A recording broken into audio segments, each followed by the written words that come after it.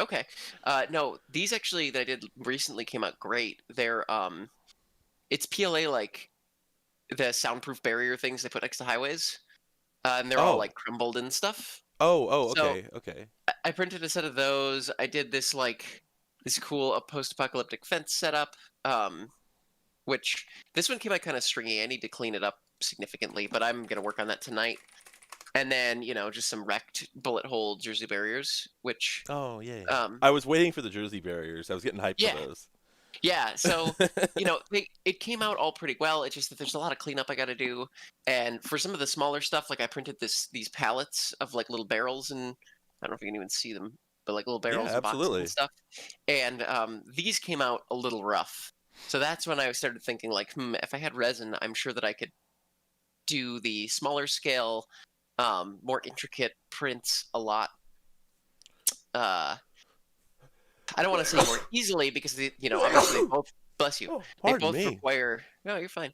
They both require significant amounts of cleanup. It's just that I think that the effort I'm putting in to clean them up at the end, I might get better results with the resin resolution. I just want to know because like I don't Yeah. mind cleaning up all the stringy bits or whatever. I've got plastic snips for that, and I can clean it all up pretty easily. It's just a matter of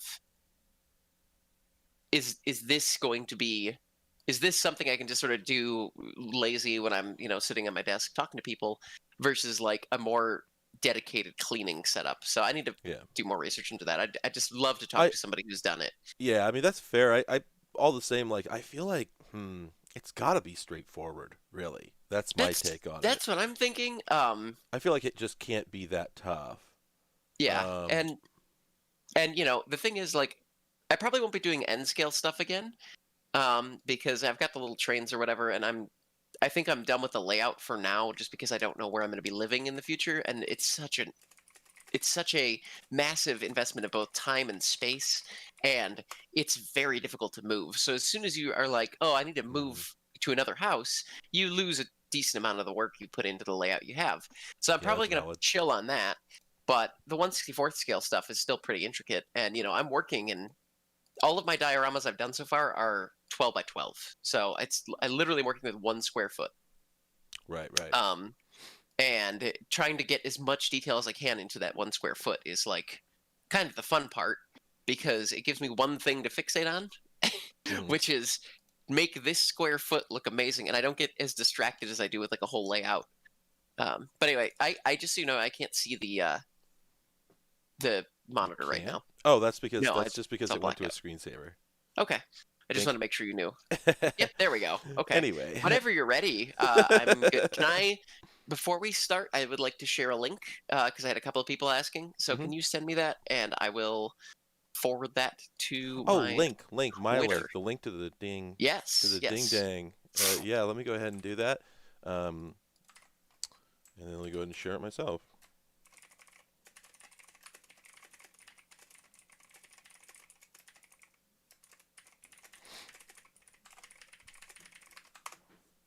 There we go. I love that I could just I love the enthusiastic like, hey everyone, we're gonna read a magazine.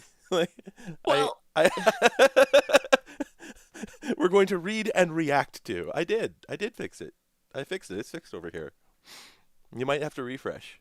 It probably won't do it live. But I'm here, I'm looking at it, it says PT3. okay. I'm all set now. Oh, when we have people filtering in, so that's cool. Mhm. Yep. Um And let's yeah, I'm see. Hello, very everybody. curious honestly. And yes, hi everyone. Thanks for joining. Hi Cameron. Hi Alexandre. Hi Mathis, etc. Everybody here. Um, yeah, we decided that because there were a number of people in the UK and EU in general. I guess actually the UK is technically completely out of the EU at this point, right? Despite it being ludicrous. I think So mostly, yeah. we had a number of people who were in other time zones who said it was difficult for them to show up at the times we were doing them, which were just convenient for us. But I mean, this is convenient too. So we wanted to give this a Yeah. shot and see what the viewership was like, especially because during the week we're doing it after work, and we're both getting tired already, and we're both wanting to go knock back a couple of beers, or like 8 beers, or like 12 beers. Um, I So can't knock back 12 beers. I'm just gonna throw that out there. I am I too used to be light able to for knock that. back 2 beers. I used to have these wild birthday parties. This ended when I became a grown up, by which I mean about 29 or thereabouts, like 29, 30. I used to every time I had a birthday party, I would get a keg, and I would end up just 9 sheets to the wind, and they were a wild, wild time. It was so much fun. Everyone had a great time, and then the Well, I world mean, started changing. I'm 25, but I take estrogen, so they cancel each other out. Mm, I used to be kind able of to drink more than I could, but rough. I can now. But I can't do that anymore. Yeah, that's fair. That's a fair point. I have Um, learned that recently. oh boy, oh boy, good times, good times. Yeah. Don't you love bodies? Aren't they I just the best? I hate mine a lot less now. I think that's the best way I can put it. That's a fair point. I have had many issues with mine, and now it is more acceptable. Much like any car you've owned. Yes, I just had to Tony, do I Tony, just had to tell do me. some tweaks and modifications. Yeah, Tony, tell me. Have you ever owned a car that was great? No, just straight up no. I was My talking to one of my friends about this last night because she was looking at different cars for sale, and and one of the things that came up was like that I've never spent more than $3,000 on a car, and just let me tell you, in that price range, you're Hey not Sam. buying the cream of the crop. You are buying Correct. you are buying whatever is sort by cheapest on Craigslist that probably still runs, and in some cases it doesn't at all. Yeah, So yeah. Well, it ran when parked though.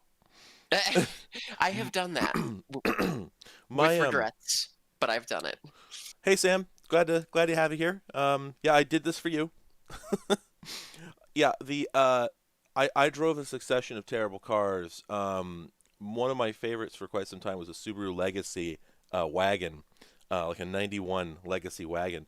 Yeah. And my favorite thing about that car is that when I got it, the seat belt had been cut about 3/4 of the way through in one place, and I don't know why. The person selling to me was just like shrug.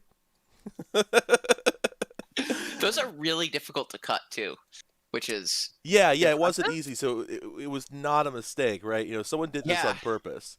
yeah, But yeah, I had no explanation for it. But I just drove around like that for a couple years. Good thing I didn't get in any accidents because yeah. I'll say because that would kill you. All No, I right. have had. Oh, I'm trying. I'm sorry. I'm just going to say no, go ahead. one last thing. I haven't had a car that factory came equipped with an airbag in 4 years now. My last car acquisition was the only car I've ever purchased from a dealer, and it was a 2003 Ford Explorer, and it was in basically perfect condition when I got it. Um, but like obviously it has pardon me, it has slowly experienced the degradation of its various organs. But the one thing that's completely consistent about it, and which nobody has any explanation for, hey Tyler, good to see you, is that the transmission, as far as no, that's not true. I believe it is the rear diff because it does have all-wheel drive. I think it's Okay. the rear diff. Every time that I accelerate, it goes thud, Oh, and it's not an audio thud. It is a mechanical thud. I can feel the thud. So frequently when I accelerate, there is a lag followed by a lurch as whatever it is thuds into functionality. And I'm like, well, it's not a limited slip diff. I'm sure of that. I'm pretty sure of that anyway. I looked up the I VIN. It doesn't seem to have okay. one. They did make them with LSDs, but this one doesn't seem to have one. Okay. Um, and I cannot think of any other car component that would do this unless it has a lock-up torque converter. That's the only thing Well, I can think of. it could be that, or it could just be like something is loose, and therefore, like the play in it, Right. it allows play into something when you're stopped, and then you suddenly tense the system back up, and it sort of snaps back into place. Yeah, I well, have and the done that weird thing, before. the weird thing is, it appears to me to be some kind of overrunning component, because if I accelerate and then let off the gas and then accelerate again, that's what causes it. It doesn't Hmm. happen from starting from a dead stop usually. So it's Is pretty it? wild. I wonder if it's a sub. I don't know if those are body on frame, I think, Hmm. and they still have like the solid rear axle, right? That's got the leaf I would springs. think so, yeah. Okay, it's possible something in there became loose because like I used to drive a car with a welded diff Mm. that I drove to work every day because I'm an idiot, Hey, Aiden. and yeah, and I actually loosened the subframe bushings after a while from doing that because the rear end would skip around and stuff, and so I would occasionally get a clunk before I replaced those where there was play in the actual subframe itself Hmm. on the bottom of the car, which sounds really sketchy. It was still held in solidly, but it had enough play that it would make noise. So it's possible it could be something with like your leaf springs. Anyway, thank you for joining Yep. Tony Diagnosis Gravis's Ford Explorer with mechanical maladies. All right. Yeah, that was fantastic. Tony, it was great to have you. Have a nice day. Bye. I'm gonna go that was read a a magazine. that was our best cold open we've done yet. Correct. Hi, everyone. Hey, Aiden. Hey, Fisquall. Hey, everybody else who's joined. So we're doing the same thing we were doing last time, and we were having a great time with it. We're going to keep doing it. We think that we're going to finish this magazine in another episode or two. So everybody else seems to enjoy it, so we're just going to keep on going. So we are uh, back. I'm sorry. just something real quick. Hmm. Your chat is not showing up on the stream, and neither am I. Oh, so it isn't. Oh, So heavens to Betsy. I moved the wrong one into position. There we go. And then, oh, ruh-roh, why is the chat not showing up? Oh, just a moment, everyone. Oh, that's why. I forgot that the stream key doesn't change, but the URL does. yeah, that's what I figured. I can cover Oh. for you because I have this cool new diorama that I cold opened with. No, I'm almost Then done. I'm almost done. You don't need to share your diorama. No, I love it when you share your dioramas. no, it's there's too much going on right now to share it all. But Mhm. as soon as you're set, then We'll we can. share it. Oh, We'll there we share it at go. some I see point. it. Yeah, we'll Yeah. share it at some point. All right. Anyway, so let's find our place in our books. We return once again to the stage of history. This is the best products of 1992, the first edition of PC Magazine from 1993. Hello, Green Squid. Yes, I am absolutely doing this for the UK crowd or EU crowd. It was bumming me out that so many people couldn't join. They kept commenting like, "Oh, I'd love to join when you're actually streaming." And I did the math. I'm like, "Wait a minute, I can just do this at 10. It'll work." Anyway, so we are back to we're about one third of the way in to the first edition of PC Magazine from 1993, from January 12th. Oh, hey, Tube Time. How's it going? And prior to this, we had some interesting run-ins with databases, among other things. Um, this page here that we've opened on has some modems on it, which I'm already sold on. So let's go ahead and just let's go straight into it, because actually I pre-gamed on this page just a touch by accident. I accidentally read ahead. I read ahead in the book, um, and there were a couple things that I wanted to point out right away. So, anyway, let's start with RBase. So, I've never known what RBase was, but my assumption is that it's in the same vein as DBase or some other early, like, rapid application development databases. Um, it does go on to say that it follows the relational database model and the ANSI SQL standard better than any other PC-based database. Now, an important point to make about this, it says PC-based. In 1993, it wasn't like now, I think. I don't believe that you could get... So let me back up a little bit. At this point, you can go download PostgreSQL or even MySQL and just install it on any random computer. You couldn't do Mhm. that. You couldn't do that at this time. Really? No, absolutely not. The so this is a tough nut to crack because I can't tell you the exact dates.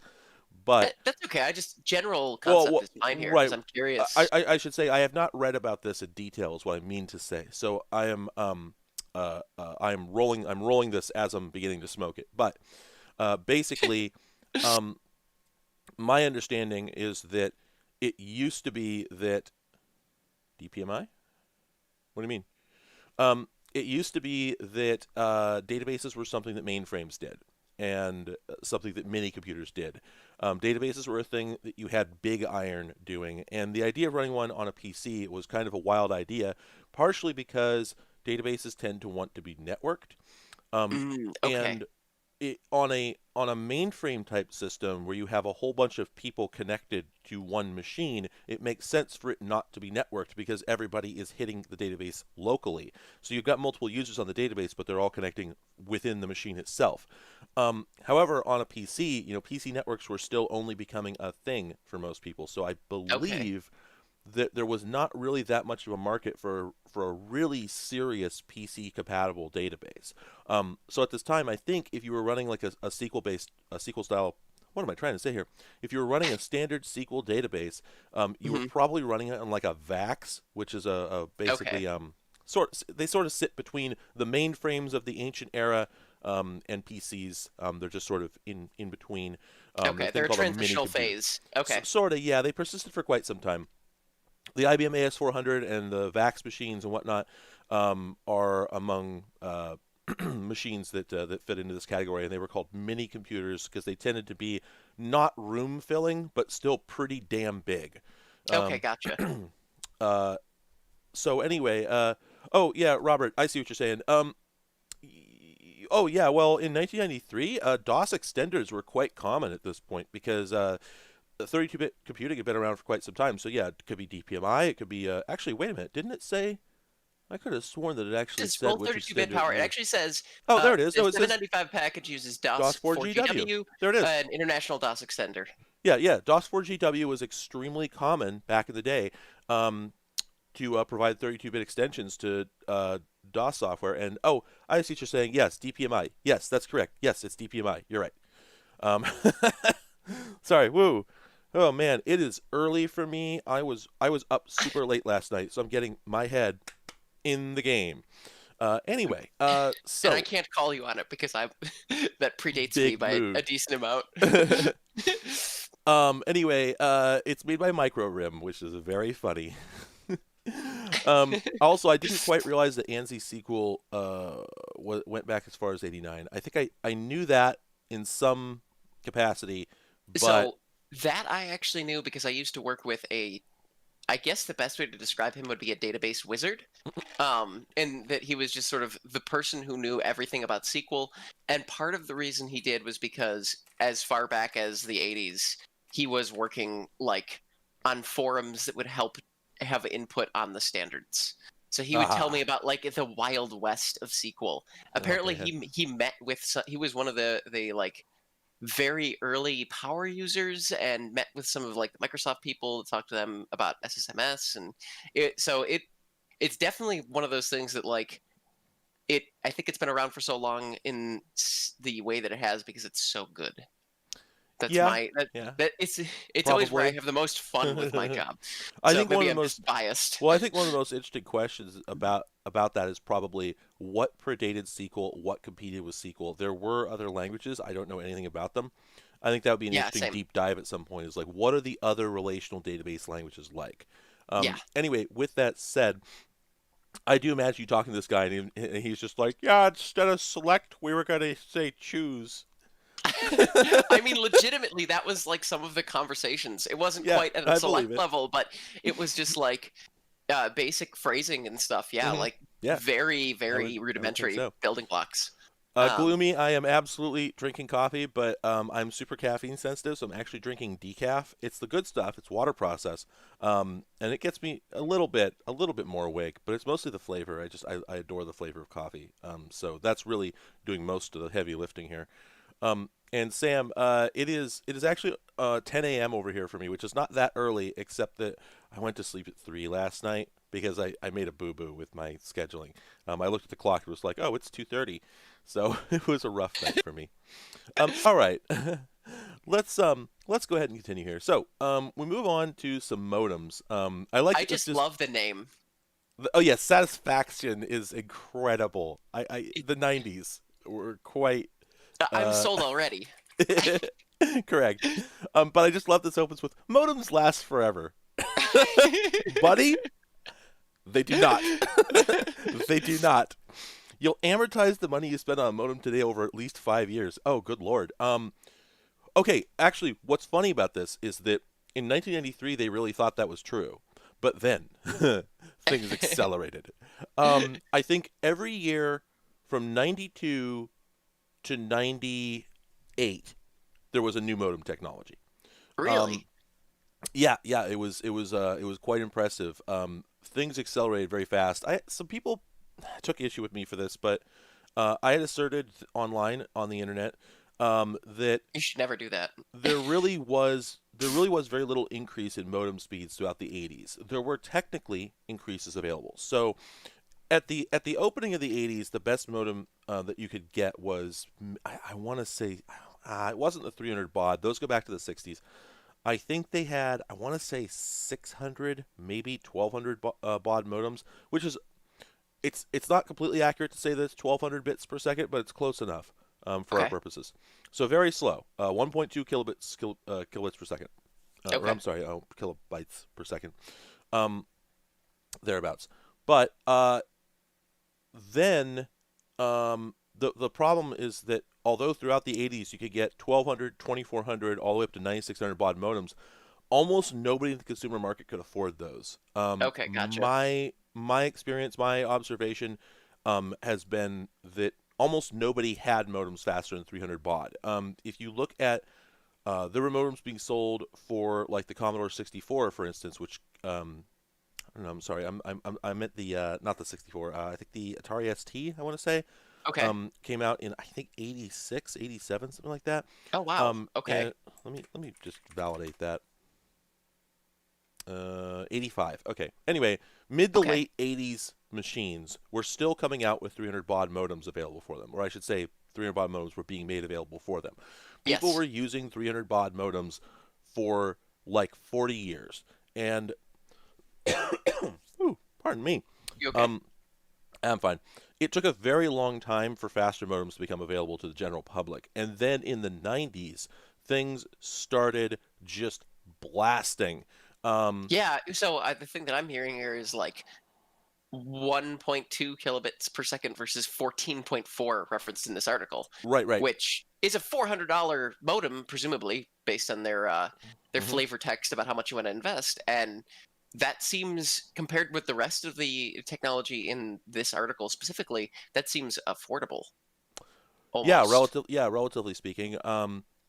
Yeah, I mean that would have been a good, an okay price at this point because, so basically the 14.4 modem, I want to say, don't quote me, I'm not doing a video right now, so I have not researched this off the top of my head, but I believe that the 14.4 modem was brand new at this point. It came out in either 92 or 93, and then like a year or two later they got 28.8, and then like a year after that they got 33.6, and then Okay. a couple years later they got 56K. Okay. It just went very, very fast. Um, and and the modems went very, very fast as well. All of a sudden, I mean, the increase in speed was Yeah, I mean, it's orders of magnitude. orders of It's magnitude. Yep. something it's something where it's like, yeah, I could see if you are a internet connected business or very online in the 90s, you would probably actually be willing to pay for that upgrade. It's not like Yeah. nowadays where Yeah. I mean, if everything's if you think about it, in 1989, there's a very good chance that the only modem you had was 300 baud, and in 1995, there was a very good chance that it was 33,000 baud. yeah, So that's an insane improvement. much, And granted, much quicker. I don't think, and maybe this is not true, and I'm just guessing here, but I feel like the amount of data to clog the tubes had not scaled up yet. Correct. Whereas nowadays, like a faster device is just going to run the same because you just have to keep improving literally all of computer hardware just to run a browser because they are full of garbage. But I imagine that wasn't quite the case in the early days. So you would actually notice like logarithmic improvements in your speed Yeah, yeah, or absolutely. exponential or whatever. I'm bad at math. That's a whole joke on my podcast. I can't be held to getting the terminology correct.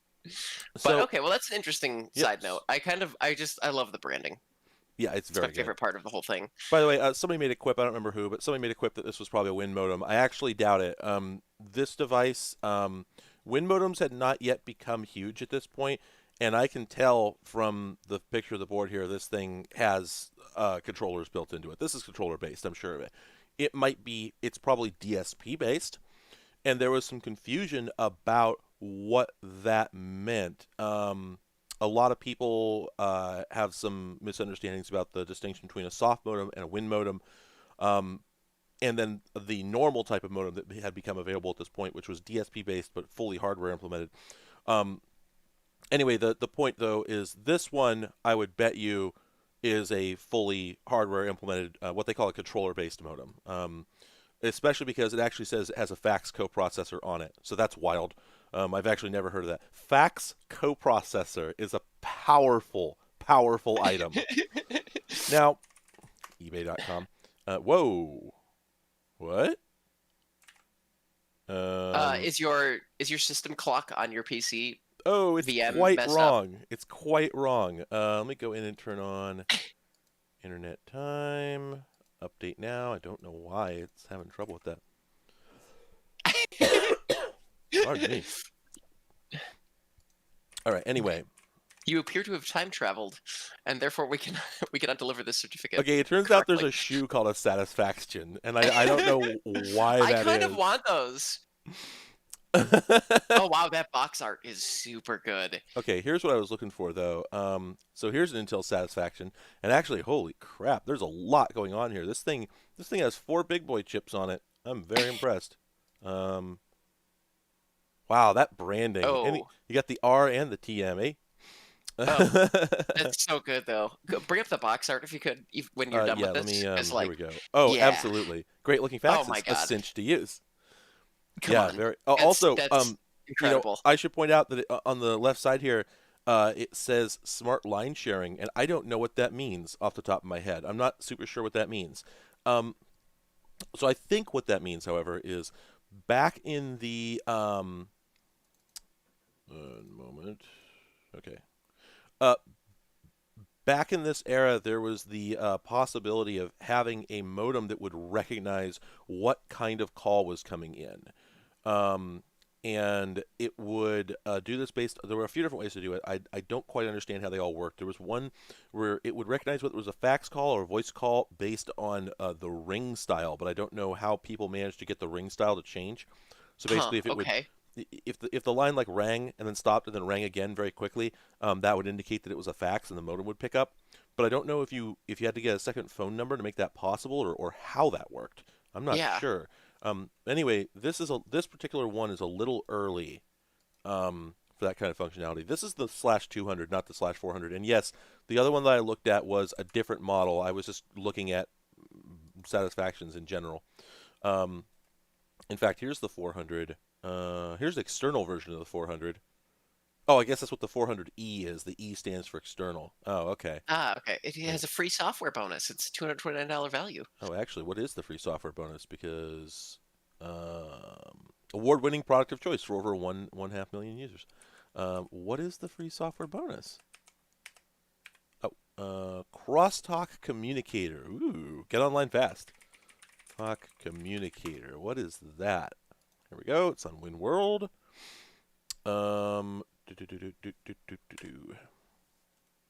Oh, I don't even need Astro set up. I got my VoIP ATA does everything I need to. All right, so it looks like this thing is also just basically a phone dialer. I don't know. It's a powerful telecommunication program with many scripting features. Budget version of a larger product also. So the Oh. communicator is just the is like the light version. There's more to Adobe than the reader. I meant Acrobat. Ah, geez, I messed it up. It's still funny. It still works. Benjamin. I don't think so because that didn't become a feature until the V90 specification. That was added in the V90 specification in 1998, but prior to that, that should not have been possible. Oh, actually, you know what? We got a picture here. Smart line sharing identifies incoming calls as telephone, fax, or data. Why buy a fax switch? Oh, of course. Yeah, no, I'm sick of my fax switch. Also I'm takes so advantage tired of distinctive ringing where Where available. available. So There we go. you did get that part right. I just Mhm. that sounds like something that a video should be made about because neither of Oh, us have any idea, of yeah, course. I Because like definitely want to. Here's what I think is going on. I have to read the manual to confirm, but I suspect strongly that what this does is it accepts a call and then it listens for a fax tone, hmm and then if it doesn't detect one, then it alerts you in some way to pick up the attached phone and have a call. Okay. So basically, the computer is screening your calls for you. I strongly suspect that's what's going on. I'm sorry, but I just saw an acronym on here that I'm in love with. Okay. Whippy whiff. What you print is what you fax. Oh God! Which Do you I notice mean, it has a TM after it? It's like this is I a see forced that. meme. Oh, Um, that is. And it's got the R and the TM. They were really like policing that intellectual property in the early '90s, I guess. I saw that and I love it. But I'm not going to glean a ton of. Actually, there's stuff on the bottom. It looks like where it's got modem speed and your co-processed faxing oh and yeah, all your you're different right. features between the 400. Oh yeah, and the Oh, and they 400E sold the is the 200, external one. and they sold the Yes. 200 and 100 at the same time. Huh? Interesting. Does that say? Okay. Does I can't P- quite make out what that PC 1.5. slash Epson? Yeah. It might be PCI point 5. I don't know. It doesn't make sense. Can I? Because it did make me wonder if maybe there's some sort of a. Man, that's bugging me. Um, it's gonna bug me that I don't know what that says. Um, sorry, hang on a second. Let me get back to where I was. PC 1.5. Let's see if we can find a better scan of the box because now you got me curious. Sorry. I was just trying to look up the features. No, It's it's interesting that fine. they sold the 400 and the 100 and the 200 at the same time, given Yeah. the sort of exponential speed difference between the two of them. But I guess if you're running a tiny business and you just need to like get faxes, Well, like it people doesn't were. matter all that much. Yeah, I mean there would have been significant price differences. Yeah, yeah. So it makes sense, but. I wonder if that was. Oh, it was PCL5. There we Oh, okay. go. Okay, it was. They're talking about the printer emulations. What? Printer emulations. Wait, was there a way to fax PCL? Or What? maybe. Huh. Sorry, hang on. Oh, I'll bet I know what's going on. I'll bet I know what's going on. I'll bet what this thing does is you install this modem into your computer, and then when you want to send a fax, you print from your word processing program or whatever, and the modem shows up as a printer. Oh, So you send it a PCL fax, or you send it a okay. PCL print job, and it renders it into a fax. That makes a lot of sense. Modern Windows faxing works with that as well, but it uses a built-in Windows API for it, so Okay. the hardware and the drivers don't need to support it explicitly. But Okay. yeah, It it does actually makes say on the side there too. It says send faxes without leaving applications. yeah. So that sounds like a fairly big selling point. Honestly, that's actually pretty convenient. Yeah, this was cool stuff. This was really cool stuff. Okay, let's get off the fax machine. Sorry, No, it's one no, last note I'm on the one this who's is been on eBay for 20 minutes. one last thing. I do actually. It's interesting to see Intel's old branding on Oh, that kind of absolutely, stuff. yeah. They had such good design language, and now they're blue. A fascinating thing about Intel is just that they used to be in a lot more markets. They were dipping their claws into a tremendous number of markets, trying to do a whole bunch of different things, and that they all just sort of left by the wayside. So, Yeah. all right. Also, oh, okay. So let's move on. So the next thing here is Superstore Pro. Now, we still have like built-in sorry, we still have real-time file compression now. You can compress your entire hard drive, and Windows will just transparently compress and decompress it on the fly. But throughout the 80s, actually, is where this started. DOS shipped with a program called Drive Space that was on-the-fly disk compression, um, and that was in I think the mid 80s, like 84, 85, something like that. Um, and at that time, it was extremely important because hard drives were very, very tiny, and people ran out of space very, very quickly. And Even give expensive. Yes, yes. Even given how much smaller files were on average at the time, 'cause people weren't typically taking, photos and videos and stuff like that were pretty much unheard of on the PC. Even taking that into account, people still ran out of hard drive space very, very quickly. Um, Okay. so drive space was a pretty big deal. Um, but this does make a good point about why disk compression was and is sketchy, which is all the data on your disk is stored in a format that only Superstore Pro understands. So many users are squeamish about data compression Yeah. products. But then, this is interesting. Much of that fear is unnecessary now, since Superstore Pro's menu-driven install program removes much of the uncertainty from the process, and the manual clearly outlines the relevant safety procedures. I wonder what the heck they mean by that. Let's see if there's anything on the. Oh, well, we've got an ad here. Let me go to two up. Oops. Oh, we have an Oh, ad for cows. we have an ad for cows. Yeah. Have you considered cows? Would you like to invest in cows? That actually, there's a Peanuts strip where Linus is convinced that he's going to become a Longhorn rancher because Mhm. he thinks that he can mail the 4-H a letter asking for a cow and they will send him one. So maybe this is an advertisement for that program. All right. Oh, it's wait. Whoa, whoa, whoa, whoa, whoa, whoa, whoa! This Hyundai 486 Oh, yes. SX, Yes. like Hyundai the car company, Yeah, I or mean, like Mitsubishi made computer monitors. yes, but They're all Zaibatsus. I know, but it's just like You it know what? kind of reads like I'm having a stroke, so I wanted to make sure I was reading it correctly. You know what's actually you know what I actually Sorry, this ad is incredible, and I'm going to start reading it in a minute. But I just want to say I think it's remarkable that the very first thing I thought when I looked at this, for some reason, I'm now trying to figure out why I thought that, is I was instantly convinced this was a gateway ad, and I can't figure out why I thought that. I mean, I know there's a cow theme, but I could have sworn I saw the gateway slogan on here. Anyway, let's just the Hyundai 486 SX33 can outmuscle those barnyard bovines of cow country. Our 32 megapixel Longhorn local bus or a 1 megapixel moo cow? Funny, but what the hell does that mean? Are faster than a blink Windows 30 accelerator video processing tied to the speed of your 486 CPU, or an old-fashioned bottleneck? 1 this megabyte is VRAM controller. this Or that is a weird advertisement. Sorry, they're tired cow VGA. They're tired cow VGA. Oh, that's an insult. Sure. Uh, Compare our standard 128 kilobytes of 0 weight state cache with non-cached cows. That is so clever. I hate it. Yeah, actually, it's there, isn't Ugh, it? I'm sorry. it I'm going back to tired cow VGA because that's like, where did you get these graphics cards? The toilet store?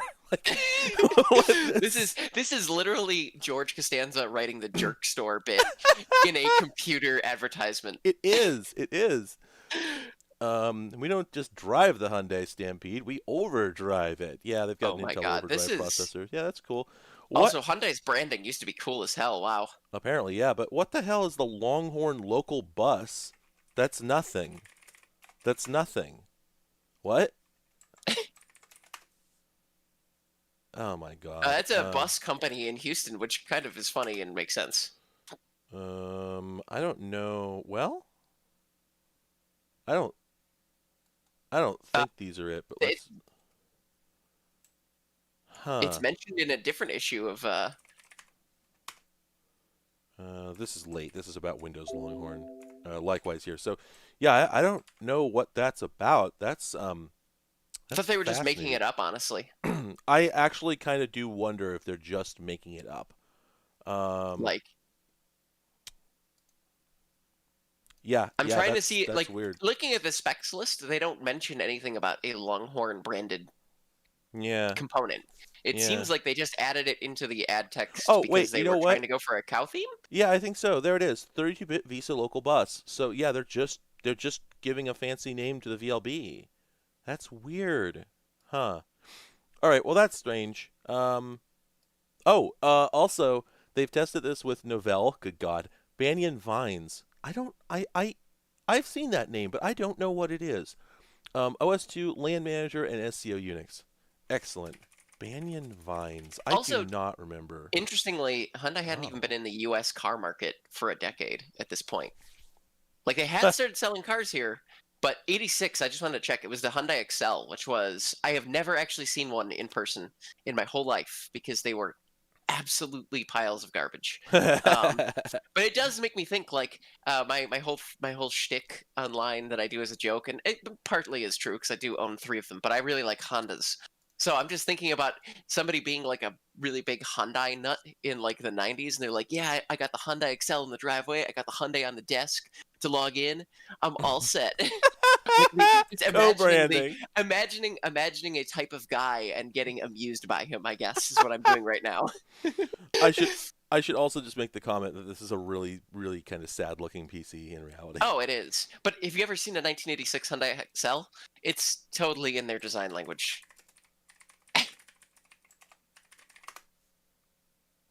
Hmm. That is a generic unit of car. It Yeah. looks it It's looks like affordable. Just cutting off the I like bottom. how the only real image you can find here is one of it in a junkyard, which I think really says a lot. Yeah, there it is. All right, all right, all right. Let's move on. Let's get to the next page. Okay, here's the 486 Stampede. Same thing. Oh my God, they bought like a 6-page ad.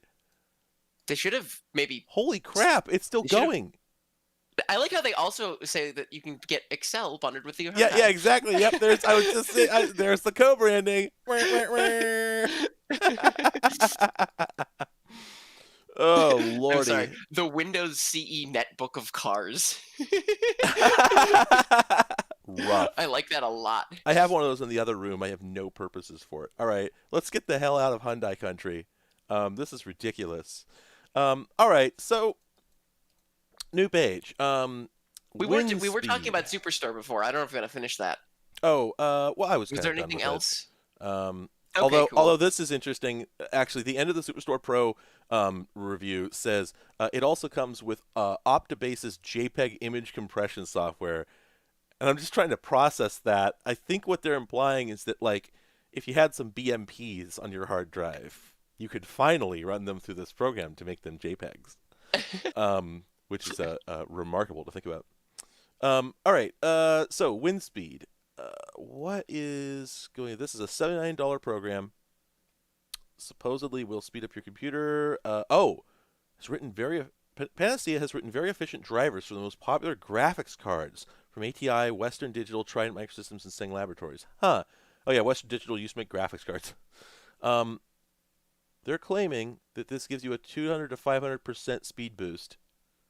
On our own test, the gains haven't been quite so dramatic, but they're noticeable. Huh. So I guess that they were really bottlenecked by graphics. I wouldn't have thought I that. like how their sample image has a picture of Yoda. That is good. Yeah, I guess 1993, the internet wasn't quite around yet. They didn't have any pictures other than a single poster of Star Wars that the entire culture had collectively been toting around for 20 years. I'm right. Which is it's also funny because like what the last Star Wars film up to this point had come out in like 1983, and then the next one wouldn't come out for another 6 years, and people were still like, "Yeah, Yoda. That's what I'm gonna use as my desktop wallpaper." Oh, It would be like, well, that's it yeah, would that's be the like thing if is, the Avengers stopped a decade ago and they had not made any other Avengers follow-ups for another until 2025. I was gonna make a quip. I was gonna make a quip about how Star Wars had been the enduring popularity of Star Wars, and I remembered that Yoda did not actually show up until the second movie. I Yes, can't remember when that was. It was like 81 or something like that. I believe that was 81. Yeah. So, yeah, I guess at this point this was a 12-year-old franchise reference. Um, hmm. Just strange to see that like there's always been this stereotype of like computer nerds being Star Wars fans, and it's Hmm. funny to see that existing as far back as 1993. Oh man, yeah, it goes back all the way, all the way. Also, I have a weird question. Hmm. How did they get the screenshots of all this software for their advertisement or for their magazine layouts? Was it just something that was built in from the beginning, or was there like actually screenshot software you had to have? So okay, there was screenshot software. There's always been screenshot software. Okay. Um, as a nuanced category. I know that the Mac had screenshots built in going back into the 80s. I can't remember Okay. if you could press screenshot in Windows 3. This is running in Okay. Windows 3. I Yeah, that's can why I was curious. I know that the thing is that the print screen behavior of later Windowses, I don't know if that was in Windows 3 Oh, yet. wow. I set this up perfectly without even realizing it. So the next article, Xtree for Windows, Hmm. says, here is an example. Until Xtree for Windows came into my life, managing screen capture files was an enormous hassle. Now, when I capture the screen as a PCX file, things are actually simple. Okay, so yeah, it was clearly it was something they were doing, but it also required thought, I guess, because they couldn't just like, I guess because of hard drive constraints or whatever. Yeah, well, right, because at the time, so consider that. Um, da, da, da, da, da, da. Let me. Okay, here. Let me switch screen shares here, and I can show you kind of what we're talking about here. We go to studio mode. Studio mode. There we go. Windows Also, capture. serial experiments. Yes, thank you. I'm very happy with my epaulets. This is my shiny dress. Okay, so we're here in Windows 3. And Tony, let me change my screen share here. One moment. Oh, holy crap! Oh no!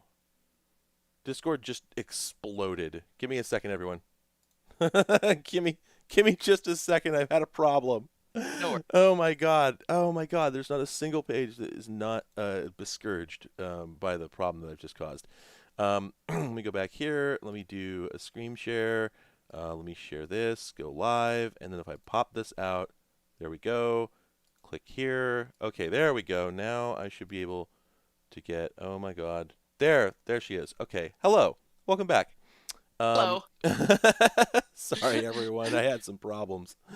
Anyway, here's Windows 3, and what I'm going to do first off is let me go ahead and go to Program Manager. Let me go to Accessories. Let me go to Discord Paintbrush. can't take Windows 3.1.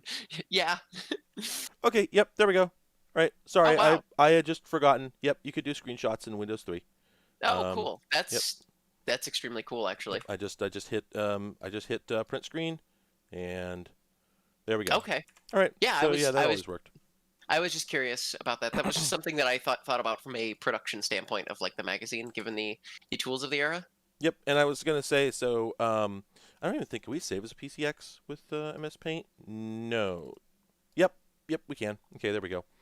I feel like PC wasn't that PC Paintbrush's format. Anyway, so if we go to File Manager and look at the root of the C drive. Okay, here we go. So yeah, here's our here's our PCX file, and so we'd have to open it to see what's going on in it. And I think, okay, well you could drag it around. I always have a hard time remembering what happened when. So okay, I guess in 3.1 most of the file functionality was there, and this is from 92.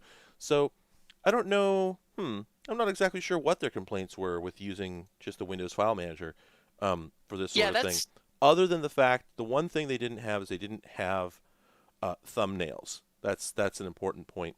Um, the can hmm? sorry. Can you switch me back to the magazine? No. Okay. Yeah. No, sorry. You will never be allowed to. Yeah. Here, let me change Windows. Okay, cool. Um, Paintbrush wait a minute. proprietary format was PBH. Huh, okay. Oh God, I'm having some problems here. I'm Also, trying to. thanks. I got more compliments on my epaulets, so I'm very happy now. My goals in dressing up have been realized, which is that people liked it, and that's all I wanted. Discord is like freaking out and not letting me. It's not letting me change when I'm streaming. Well, we could just look at the accessories on Windows 3.1. Well, yeah, I realize we could do that, but come on, like No, we haven't Discord, even. get it We've only made together. it through like. But granted, we have actually made it through like 10 pages because like 7 of them were Hyundai. So That's are true. making some progress at least. All right, well let's get it back on track. Let me find the dang. Where is it? Where is it? There it is. Go live. There we Here go. we. Oh my Thanks, God, man. Discord is now showing me like 13 screen share dialogues that were stacked up. Oh Um, no. God, what a disaster. Just putting up like my "this has never happened before" message. There we Oh, go. jeez Okay. Louise. You're yep, now we're all set. Yay. All Okay. right, all right. Sorry about that. I broke everything by being curious about drag and drop. That's Because that's true. what this X tree for Windows thing is supposed to do, and that's why I was Yeah. wondering, like, what was Hmm. the alternative?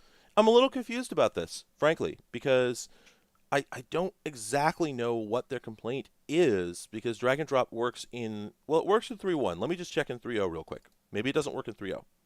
You don't have to share that part if you just I want to won't. try it. I'm just, it just was, it was one of those things where it was like, what problem was this solving? And I guess I still don't really know what it was solving. Nope, there's drag and drop in Windows 3 as well, so I don't understand what their complaint is. Um, that's weird. I don't have any cultural context for what this review is claiming. Weird.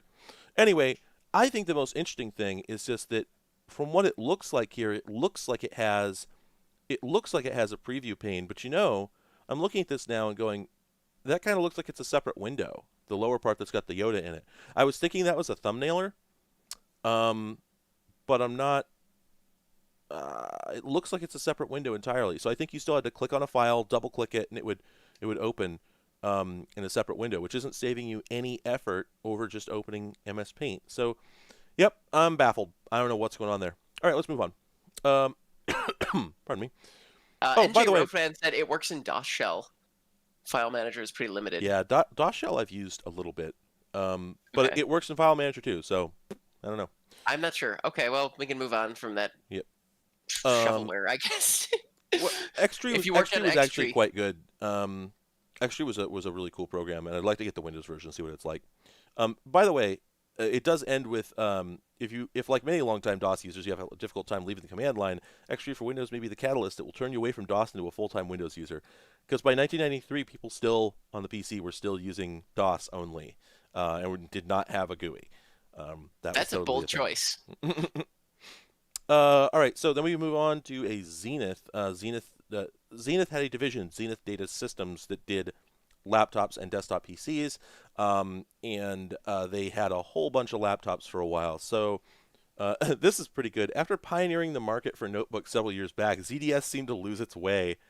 Now firmly in the grasp of French computer maker Bull HN Information Systems. I didn't know that. It makes sense because all American companies get bought by somebody overseas before like very very quickly. So uh, yeah, I didn't know that Zenith belonged to some French company I've never heard of. So that's interesting. But anyway, going on. In the first place, these notebooks are handsome. ZDS enlisted the help of Frog Design. My God, Frog did everything back in this time. Those were the people Wait, you that, actually know them already? yeah, Oh wow, okay. I was like, that's a funny name, yeah. and I didn't realize that they actually did a lot of stuff. That's kind of funny. Frog Design, the firm that originally spiffed up the Apple Macintosh. Ah, okay, Frog Design is incredibly famous because okay. they were balls deep in Apple. I think for quite some time. No, seriously, like they're a good chunk of the reason that Apple is on the map. In well, the Macintosh is on the map, I should say. I did not They realize that. Yeah, they made substantial improvements. Um, But beauty is more than case deep.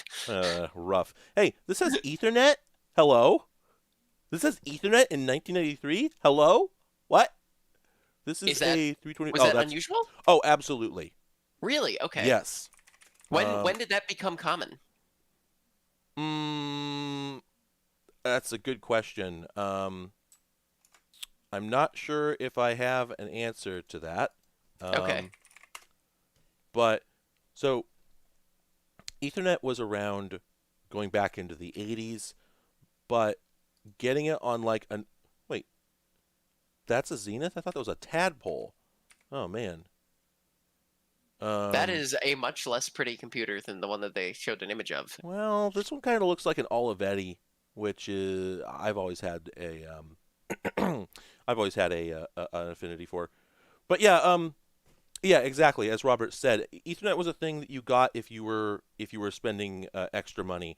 Okay. You didn't get it by default in consumer stuff until, yes, the late 90s, early 2000s. I actually have I have a Dell Pentium 3 laptop here. I think it's from like 1998, something like that. Doesn't have Ethernet. It's got a modem. Really? Okay, Yep. I did not realize that. That's hmm interesting. So yeah, this is that's a pretty clear LCD. Dang, look at that. Probably has really poor update rate though, because that is a black and white. That's probably I don't know if I want to say it's a passive matrix, but anyway, not a good screen.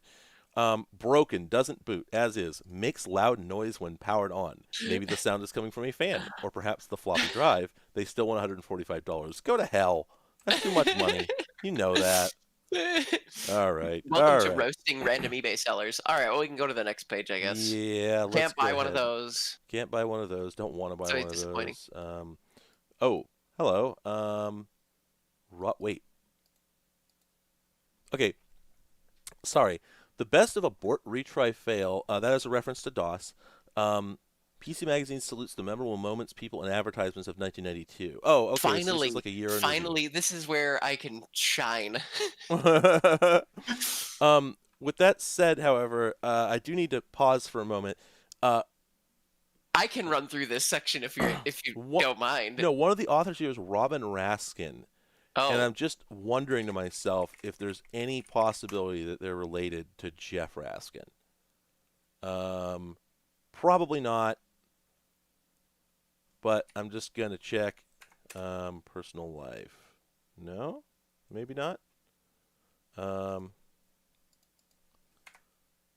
ah, ah.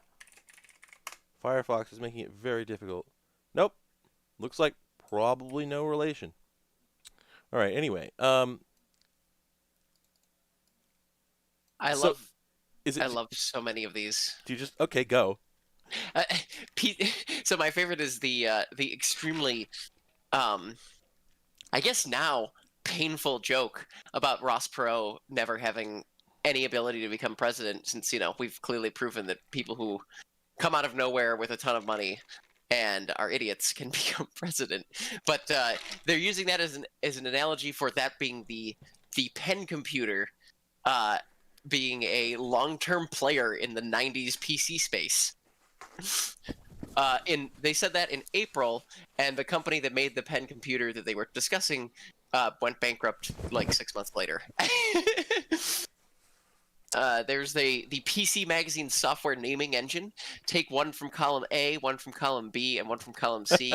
So we have the auto fax executive, or the Turbo Master Win. That's accurate. That really I, works. it really does, honestly. I kind of want to do it with like one of those alphabet encodings, so you can be like, "What's your name in '90s computer software?" Mm-hmm. Yeah, I'm liking it. I uh, I like the fact that the upper right is San Jose, California, 1992, March 2nd. The Michelangelo virus is one of the most disastrous viruses ever, with damages from the scheduled attack of the virus on March 6th possibly mounting into the millions of dollars. Was that something that actually people remember, or is that Huh. I'm not sure what's going on here. After that, it says wrong. Thank you for playing. What? I'm not sure. I don't know what this means. I'm not sure what that's about. Okay. Well, at any each year rate, the virus remained dormant until March 6th, the birthday of Renaissance artist Michelangelo. It it was it just overwrote your drive, and it was supposed to be like world is falling type thing, and apparently John McAfee was part of the reason that it became so publicized. hmm. So Is that how he got into it? Now, John that's McAfee's the one that went absolutely nuts, right? he went completely insane. Yeah. He currently thinks the United States government is trying to kill him, and he's like at an undisclosed small island in Right. the Atlantic or something. So, I, I, yes. I always have I have a tough time keeping straight in my head like who the stable of absolute whack jobs is. You know, Yeah, he's up there. He also, I think, wanted to try to become president, but he doesn't want to come back to the United States, so I don't know how he's going to pull that off. But I don't know who Rick. I know Rick Moranis is somebody whose name I should know, but I don't know him. oh yeah. I'm bad at. Well, Honey, I Blew Up the Kid. I think that was a movie, wasn't it? Yeah, no, it was Honey, I Shrunk the Kids. No, there So it's a wasn't there play. a sequel? I Yeah, Was there really? yeah, 1992. What? Are you kidding me? Yeah, yeah. Honey, I Shrunk the Kids worked really well as a name, but then the following ones did not work very well as names. They kept Oh, trying to it was like a joke. leverage. No, they kept trying to leverage. Here, let's look at this. Oh my God, Honey, we shrunk ourselves. I like how 1-4 shrunk TBA, implying that there is a They're, fourth one that they are trying to come of out with. course, they're Oh rebooting my it as god. just Shrunk. Incredible, incredible. We're just a All podcast now. We gotta lowercase. get back to the magazine. Anyway, oh, here's a bit about Michael Dell. Oh, okay, okay. Here's the bit. Here's the bit. Here's what you should know. Dell made themselves a massive name by not selling anything in stores.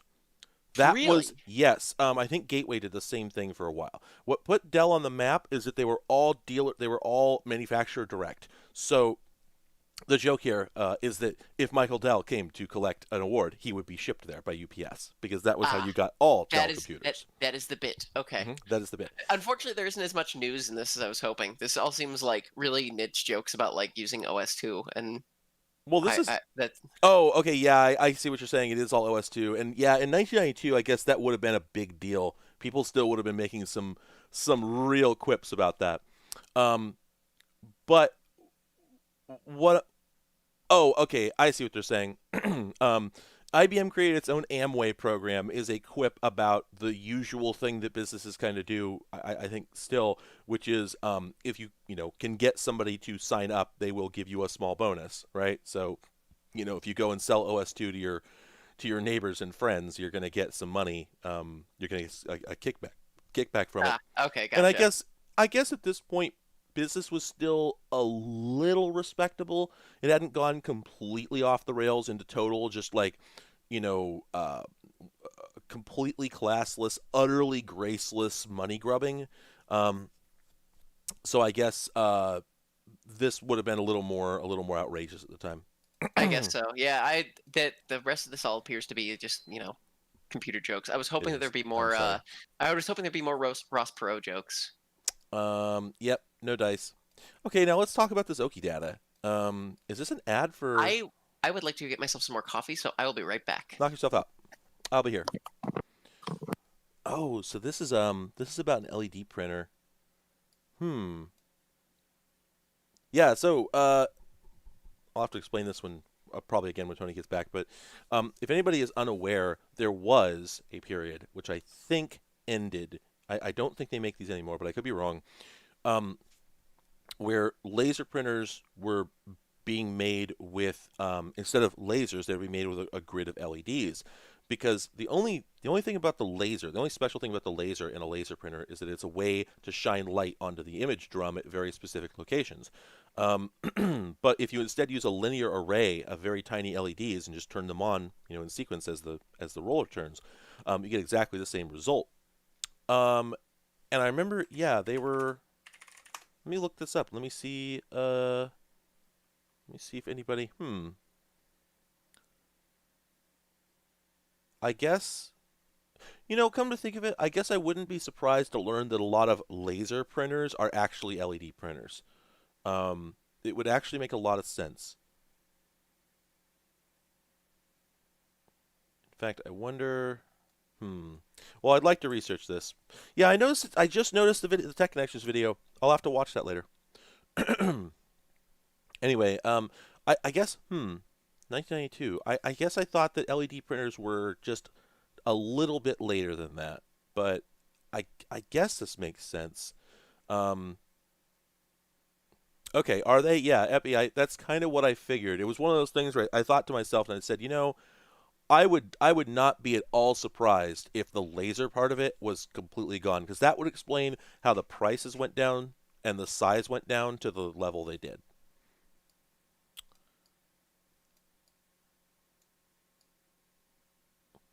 Anyway, yeah, Tech Connections sent a ton of people my way, and if I end up very successful, I'm gonna owe it to him one way or another. There's no getting around it. Um, so I'm gonna be sort of standing in his shadow for a very long time. Hey, sorry about that. Hey, it's all good. We were just talking about I don't know if you know. Do you know how laser printers work? Yeah. Okay, well, it you can replace the laser with a row of LEDs, and this was a popular thing for a while, like publicly. What I am being told is that this is probably still pretty common nowadays, and they just don't mention it. Oh, Um, okay. anyway, now we're getting into the articles. So this, once again, we're talking about video technology again. So making a choice in an era of change. Oh boy. Um, and I think, let's see, are they talking about? Okay, so they're talking about graphics cards, not video capture cards, I think, because they had mentioned those earlier, and I think that there is a, I think that there is a an article in here talking about video capture cards. Um, but this one just isn't it. So anyway, yeah, they're talking about there were just a ton of graphics cards on the market at the time, and it was just hard to make decisions. Um, and they're moving on to basically open with the distinctions, the options that were available. So you stick with a frame buffer board that most likely came with the PC you bought. Even though such a design has little intelligence and relies heavily on the system CPU, or move up a notch to graphics accelerators, which build in specific graphics functions and offload some of the processing burden from the CPU. I never really understood in the. I have to speculate about this, but I prior to the 3D era of graphics cards, my belief is that most of what graphics accelerators were doing, because they were a very popular thing for quite some time before 3D became Mm-hmm. a thing. Mm-hmm. My belief is that they were basically accelerating block copies, or what are called block transfers or blitz. Um, when you're doing graphics in Windows, a lot of what you're doing, or in any GUI, is moving rectangular areas of pixels around from place to place. Um, Mm-hmm. and so there were tons of cards that did this. What always bugged me is that back in the day, I had a number of I had a number of graphics cards. We're talking like 1998 or thereabouts. I had a number Mm-hmm. of graphics cards, some of which were supposed to be very poor, and some were supposed to be accelerators. And I tried all of them, and I never saw any difference between them. I moved Hmm. the window in Windows, and it moved, and I never could tell what they were supposed to be doing. So I don't know. I don't know if I just wasn't using them correctly, or if I wasn't stressing them enough. Maybe they accelerated something a lot that I just More wasn't doing. intense. Yeah, Yeah, yeah. maybe if I was doing, because I was just doing normal Windows stuff, just normal forms. Maybe if I was doing like PowerPoint, I would have noticed a difference. All right. Anyway, oh boy.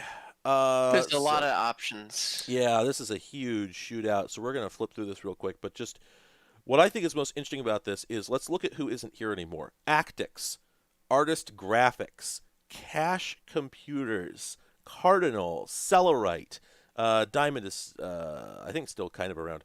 Edge, Focus to the Max, VGA GUI 6000. Yes! Wow. Yeah, baby! The 90s truly were a different time.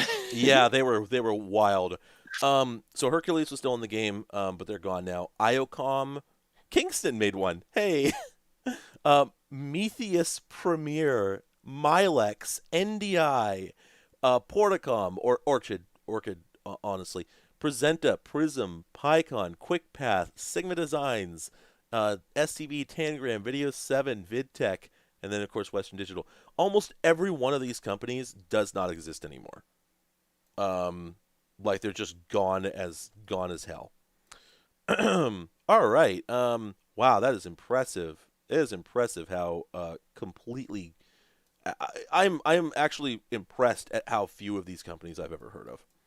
All right. I will give PC Magazine from 1993 credit. That is a really intense lineup, and Yeah. I'm just scanning through Hmm. the paragraph real quick about their like test procedure, and it's like intense. They were doing serious research on this. They actually wanted to help you buy the best Oh, thing. yeah, yeah, I'm sure of it. Like a lot of these magazines were doing like really serious work. I don't know if they were 100% trustworthy, but like they sure looked like they were putting in the effort. By the way, I had found this company before because they also made a modem. This is a modem from To the Max. Really, really incredible stuff. I love it. But yes, Comp Geek makes a very good point. Most likely, as I had said in our very first, that's right. In our very first episode, I said we were going to go look at this review, and so I was talking about the the history of graphics cards and how, Yeah. very likely all of these use like one of five chips. Hmm. But I'm curious whether they really do. Nowadays, they definitely all use one of five chips, but at this point, I wonder how, how similar they all were. All right, here let's try and just flip through this and see if there's anything to sink our teeth into. Yeah, I can't read all Um, this. whoa. That I'm sorry. is. Listening to authorities Ooh. has always been important to Dorothy Finkelbottom. Here's why she keeps her cookie recipes on the Compudine Slim Note. Can this be real? I guess so. How on earth? Honestly, I kind of dig her style. It's sort of she just needs epaulets. She's close to what I'm trying to pull off here. Okay, remember that if To The Max had become one of the big graphics companies, they would have changed their name to something that sounds like a model of car. They would have they would have become Sonata Graphics. It would have become nothing. Yeah, so this is just a generic ad for a laptop. It sounds like, but boy howdy, there's a lot going on there. Advertising used to be just so much more interesting. Oh my god. Whoa! Wow! The 1950s throwback energy going on here. Yeah, Um, and the funny thing, of course, is just that oh, that's built-in trackball? up there. So wait, do you use it up there, like up right into the monitor? Like, is that where I you? I guess they were expecting you to want to be like this with your trackball over your Yeah. keyboard. That's not exactly an Huh. ergonomic choice I would have made, but also is Compudine still around? No, Okay, I didn't think so. I I'm was just sure of it. checking. Oh my god, wait, go back to that real I quick. will. I will. Oh wow. Well, I They're think it's just some other. It's a pretty generic okay. name. Ultra long life 24-watt battery pack with 12 12 AA AA NiCads. NiCads. Whoa. Huh. Interesting that they would say it like that. Like, I'm guessing that they're unpackaged NiCads that have been packed, and had little strips welded onto them, just like a modern lithium-ion pack. I'm sure you couldn't like pop the side and just and then put in some new ones. But it is fascinating that they're willing to just admit it like that. Yeah, I mean maybe just because then it could be like, well, it'll be cheaper to replace it if it ever goes wrong. I don't know. That's a bold choice, that's I for sure. also I also like that it calls out how it has a complete keyboard and then says that it's a delight for spreadsheets, which is super valid, but it's still very funny. Um, oh, that's interesting. So it says serial port, and then it says second serial port. It just sort of gets swallowed by this finger here. I think it's getting eaten by some Linux. Um, it says inside unit. I don't know. Anyway, so there is a second serial port, but I don't know how you're supposed to get to it. Maybe get the docking the port replicator. All right. Anyway, okay, that's a pretty generic I piece just of really equipment. like the aesthetic of this. It's a strong aesthetic. I agree. It looks like an old grocery store. Um, here's an ad for PC Anywhere, which I didn't actually realize. Wait, that was a Norton product originally, or did they get acquired? What? It said Symantec at the bottom. Yeah, Symantec, but it actually had the Norton branding on it. Hang on a second. I'm going to find out that it says it's by Symantec, but I'll bet, yeah, this came out in 86. This was probably, yep, developed by Dynamic Microprocessor Associates. Ooh, powerful name. Then they got bought by Symantec, and the program was renamed to Norton PC Anywhere. And then I'm pretty sure that they eventually changed it to just Symantec PC Anywhere as the Norton name diminished. And then Okay. and then they just got steamrolled by TeamViewer. Um, oh, and this is that's interesting. So Tony, if you don't know, PC Anywhere was TeamViewer from 1992. Oh, no, I didn't. Yeah, you could go to a hotel and then dial back home into your PC and Oh, get your desktop. okay. So it was rough, but it worked. I need to actually, you know what? I need to do a video about PC Anywhere and other remote control programs because I don't know how fast they were or what the experience was like. Um, so I need to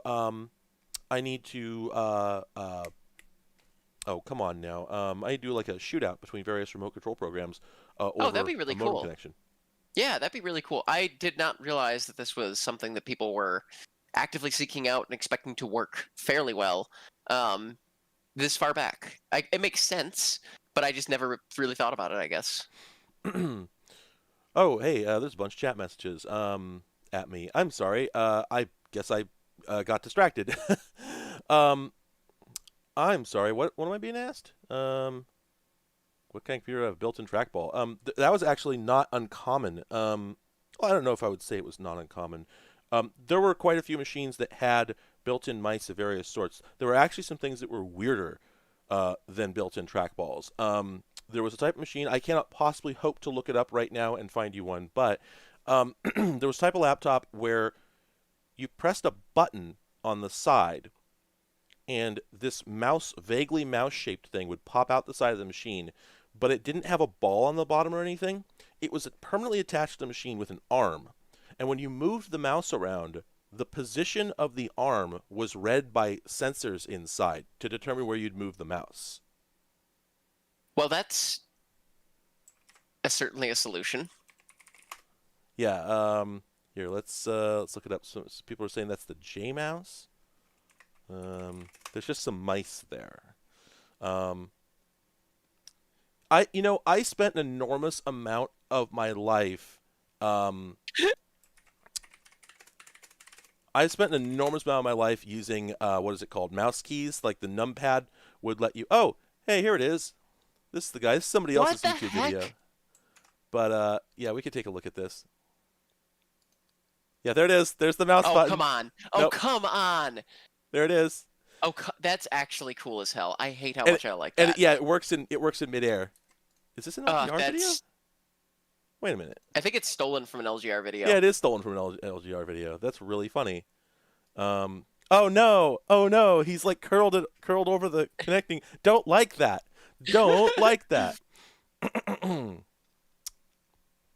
That is honestly my favorite part of it is the button you hit to pop out the mouse.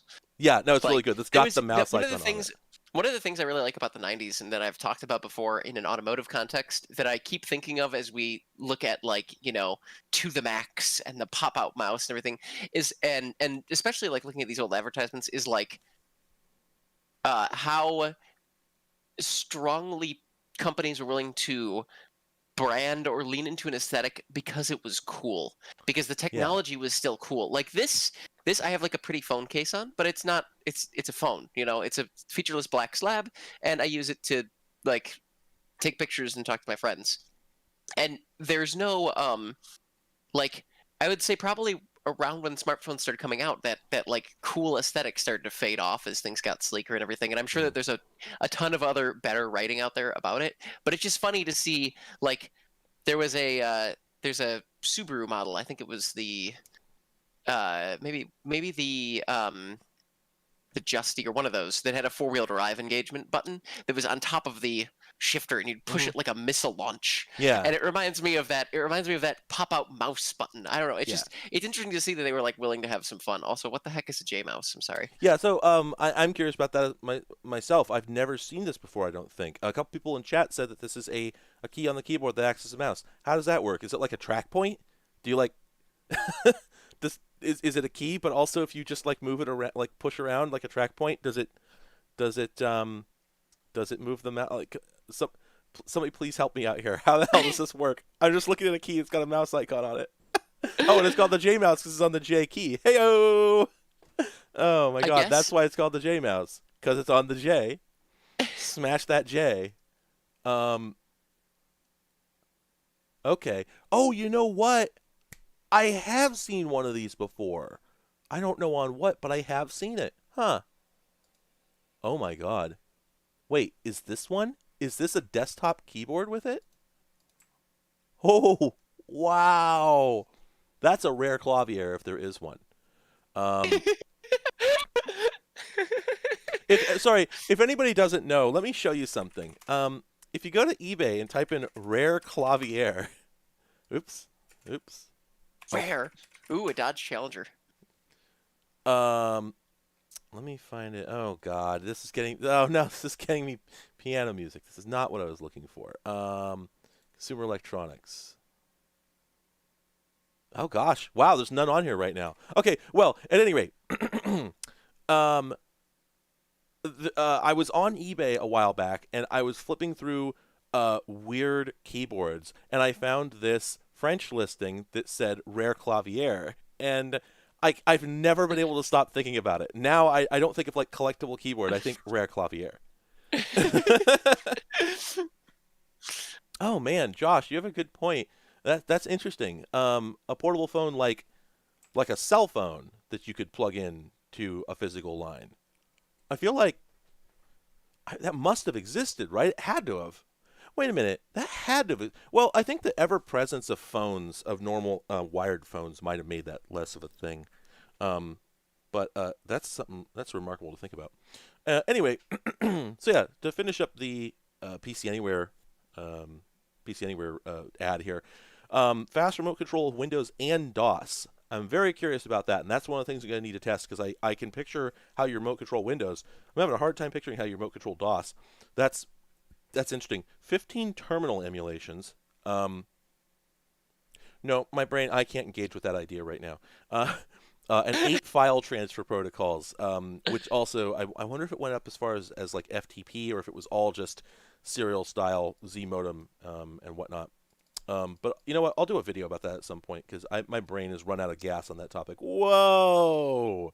Oh Oh man, my there's a lot God. going on here. I honestly, I just want to look at the image. Yeah. Just let me see this ad. Are we talking this one over here, right? Oh, yeah, So this is. Oh, yeah. wait a minute. Is this from number 9? Oh, it is. Okay, so let me tell you real quick about number 9. Number 9 was a graphics company that almost became a big deal. Okay. They for a bit were a big deal. What happened, I guess? A lot of companies were like really up and coming until they just weren't. Um, Okay. so anyway, so they made a whole bunch of these. They Mm-hmm. made a whole bunch of graphics cards. They were a big deal for a bit. God, I feel like they might even have made a. They might even have made like a Voodoo. I think they might have made like some 3D accelerators. Okay. But here's the important thing.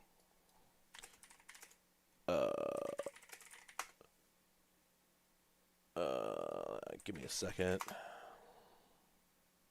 Come on. Let me see if I can find. Oh my God, I don't know how to find it. If anybody has, Would you like to listen to Nine Inch Nails? there are some people watching this video who know exactly what I'm talking about, and if anybody can get me a link to the thing that I'm trying to describe, I would be so grateful. Um, there it is. So number 9 was obsessed with the Beatles, hence the name, and they embedded Beatles lyrics Oh, into their come on. boards so that you could shine a light through them. Why? hmm Um, Why? you want the answer? The answer is because they had personality. They actually had. Thank you. Thanks, Gumpy. Um, I actually don't have a way to get that in my VM right now. Uh, damn it. Um, let me see. 01-338-110-00. Can I just look that up? Nope, doesn't matter. All right. Well, anyway, let me see if I can find you, however, a picture of. Give me 1 second here. Okay, I can cover for a second. Yeah, if you just want to go ahead. So this is the number 9 GXE. Quite some graphics there. Oh geez, went up to 1280 by 1024 in 1992. That was quite a card. I like Wow. I like how their graph is the space shuttle versus a rudimentary tractor. That is that is such a good advertisement. My God, It's very good. Yeah. it's like oil painted. It's got like an actual signature on it too. So it was like actually probably oil painted, which is extremely cool. Okay, I think. Oh, here we go. Okay. I found what I was looking for. There was something else. There was something I wanted to show y'all. That's really just over the top. Let me see if I can find a picture of it now. It's the number 9 Ticket to Ride. Oh, come on. Yep. That's the full name. Okay, let's just go to Google. This thing is worth the wait if I can find a picture of it because it is quite a kick in the pants. Oh geez, this isn't going very well. Let me. All right, give me a second, folks, and All right. because Well, I've got the pictures in front of me. I just need to get them into my VM. So please hold. I can talk for a second. Go ahead and talk. Uh, okay, cool. I've got a mess on my desk now because I've got my diorama going. But actually, I just noticed the little name box for me covers it up, which is probably good because it looks like an absolute disaster area over here. But yeah, I've got a new one of these I'm working on. I actually asked at some point I would love to discuss this with more people, but I asked in Gravis's Discord about trying to get some tips and advice on resin printing. Oh, now you can see how much of a mess it is. And because I've been doing everything with PLA, and like the scale and stuff is okay. I've been having some issues with like stringiness on some of these, and I think a lot of it is just that I'm printing things that are a little bit small for the resolution of my printer and for the PLA. So I'd be curious to look into resin printing. The thing is just like I'm lazy and oh, okay. Did you find the image? I did find the image. Yes, Okay. I am now ready. But yes, if So anybody ever wants to discuss resin printing and they're in the Discord, please let me know. But let's yeah. go. All right. This is the number 9 Ticket to Ride, and I don't know when this thing came out or anything like that. I don't know what I can do. It doesn't matter. Let me show you why I wanted to show this to you. This is the back. Oh my god. Yeah. That is actually worth the wait. You are correct. Like, Wow. there's so much going on here. It is the ticket to ride. That's the ticket. Pointing, hey, that's the ticket to ride. But also, I like when you put it all together and then layer it over the PCB. I feel like Leod Wolf. That's a very funny joke you just made. When you layer it over the PCB, it feels like the Evangelion graphics. I can never remember the name. Like the oh god, I can never remember the name of it. But the just Like the the heads up art. display No, type. no, no, no. Like I think they're from Hebrew mysticism. Like the diagrams that are in a whole lot of animes just represent like occult stuff in general. Oh yeah. I know what you're saying. I don't know the name for them either. Oh, thanks, Josh. I really appreciate that. I tried I tried really hard to make that good. Oh. Uh oh, wow. Okay. I'm gonna try. Wait a minute. Oh wow, I've just been. Here we go. Oh baby. Oh wow. Yeah. Oh man, that's so much. Wait, I think there's a bigger picture here. This one here, I think is better quality. Excellence in PC graphics. They integrated the FCC ID into the graphics. Seat 9, row 9. It's got the man. This is so much. This is so much. Also, American company, which was a thing a lot more at that time. Hmm.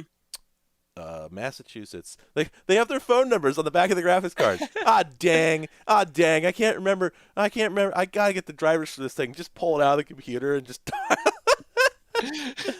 Anyway, 1994. Yeah, I kind of want to collect these things just to hang them on the wall. I don't even like the Beatles. All right, all right, all right. So that's. So that okay.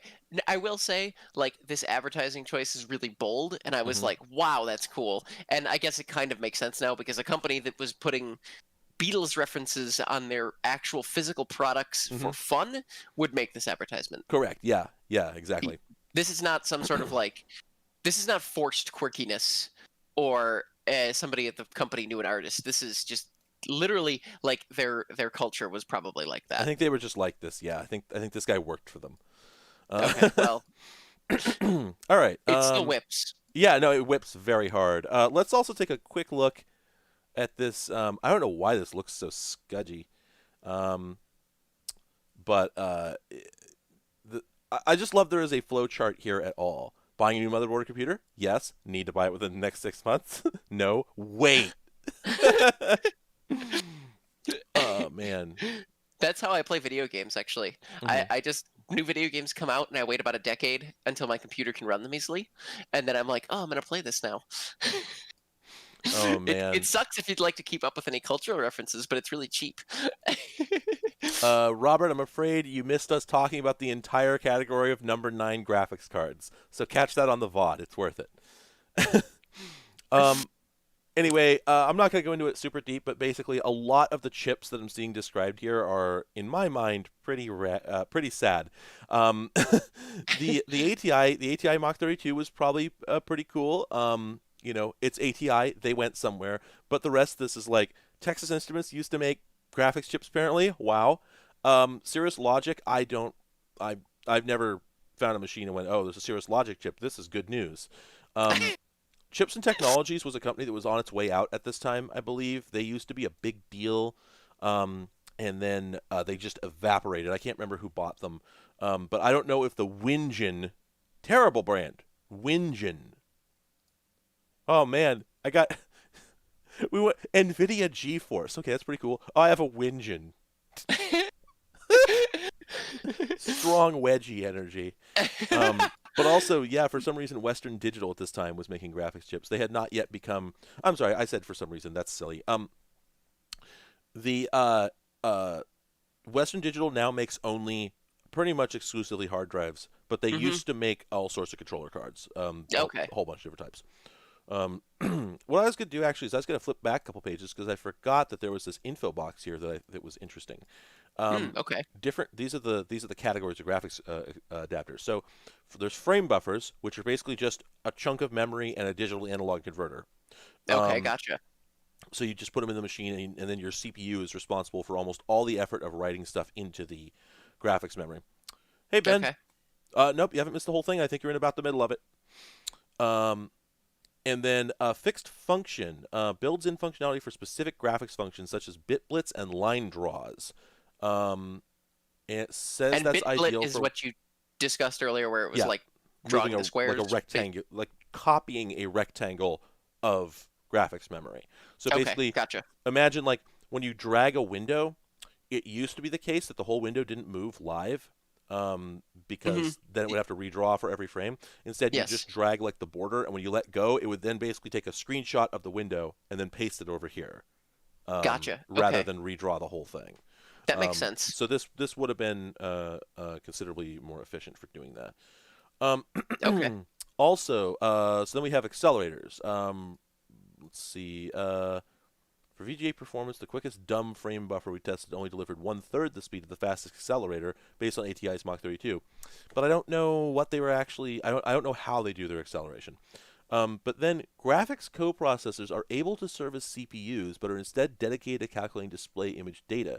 The most famous family of these is Texas Instruments TMS 34010 and 020.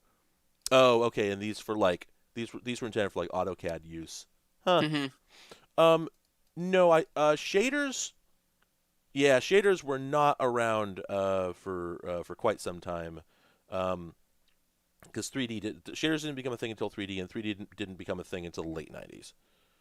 I don't know what the coprocessors bit is about. I don't really exactly know what that's doing. All right, moving. Whoa. The ad typeface are afraid the big companies don't read. Anyway, fonts. We're talking about Yeah, fonts again, baby. this is fonts. Yeah, yeah. Oh We're wow, I like back on font. Hobo, which is uglier Comic Sans. You don't think that's comics? Oh, actually, I guess that's better Comic Sans.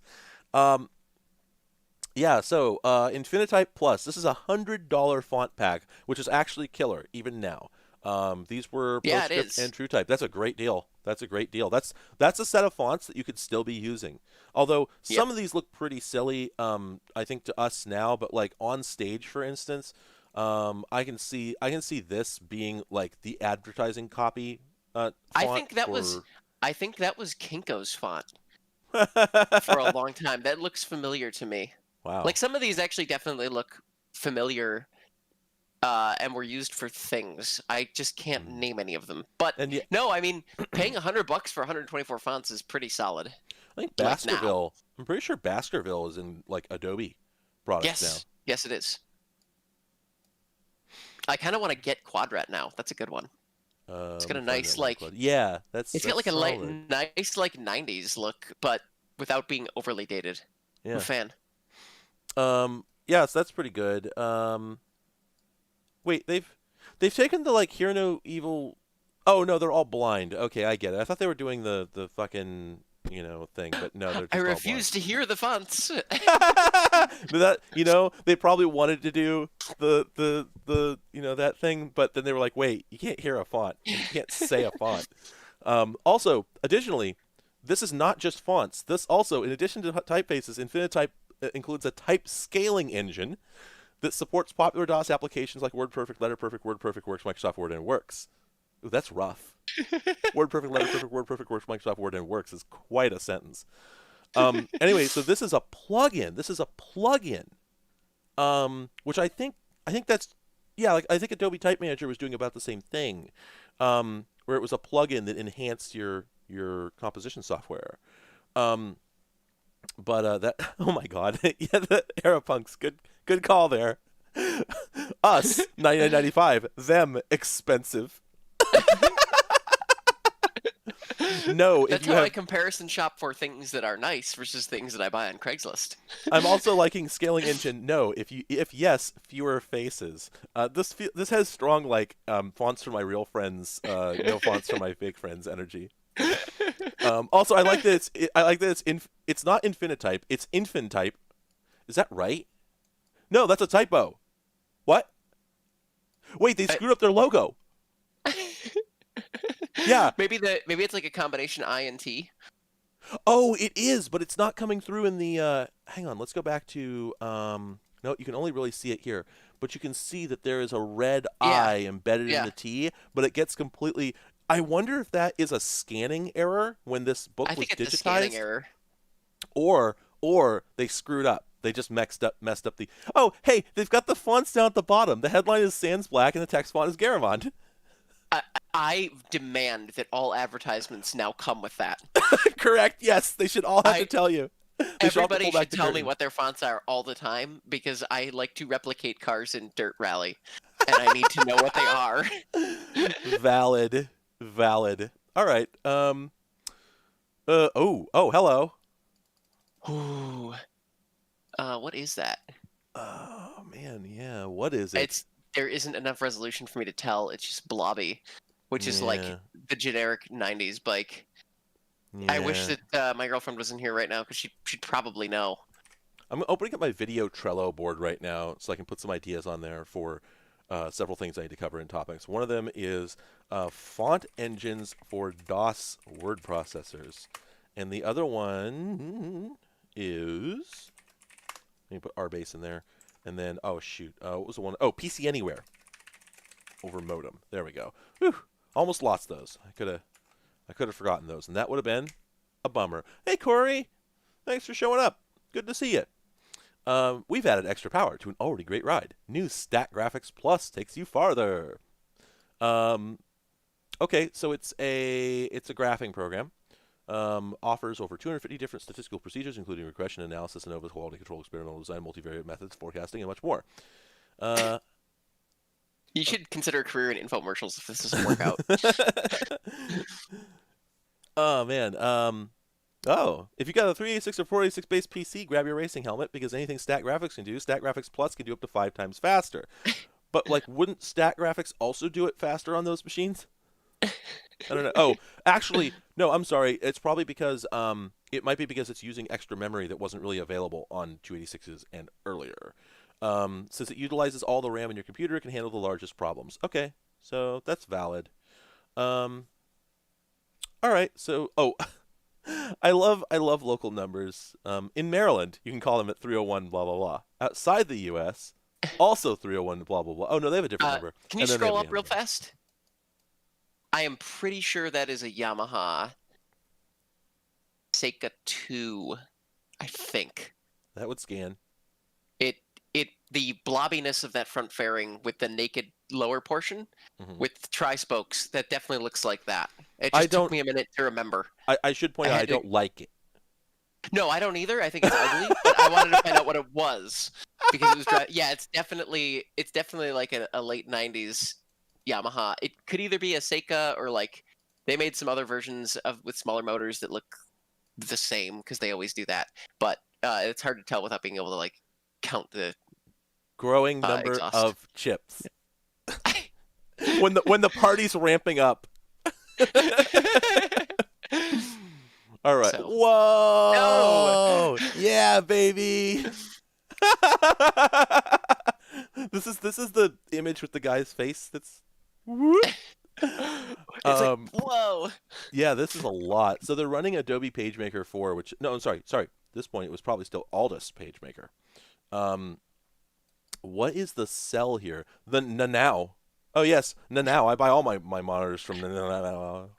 The Nanao Flex Scan. My favorite thing is that they're like, our new 35-pound 15-inch edition. It's like, wow, that was a selling point, but it mhm, sounds like a downside. mhm, mhm, mhm. Okay, so it's an Invar shadow. That's normal. I think Invar was common at that time.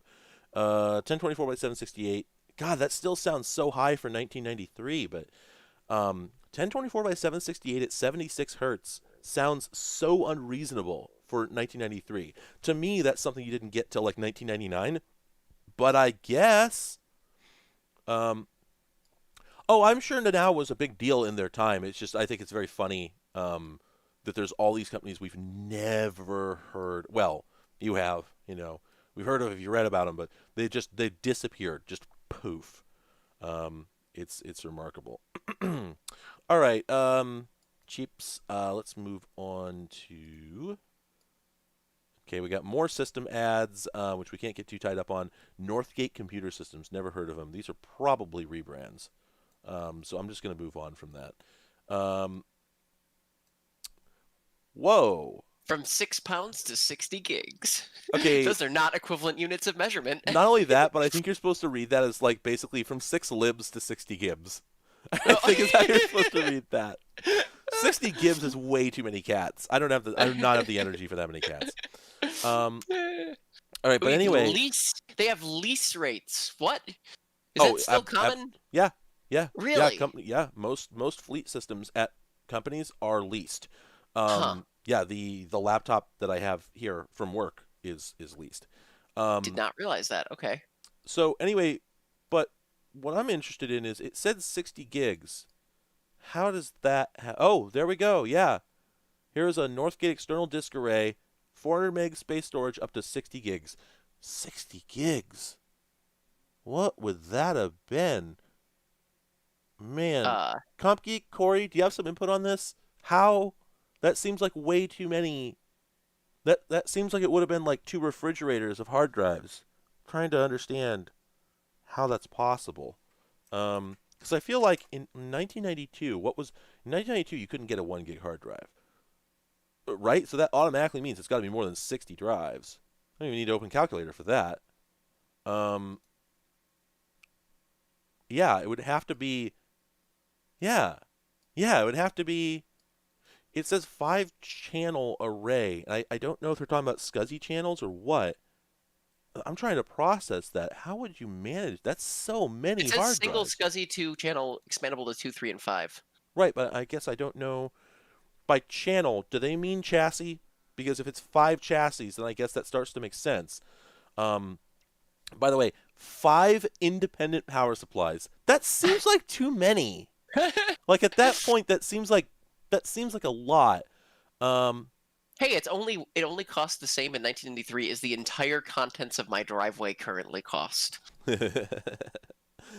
oh man, all right. Well, that's a kick in the teeth. I never would have thought 60 gigs. I'm having a really hard time not saying 60 gibbs.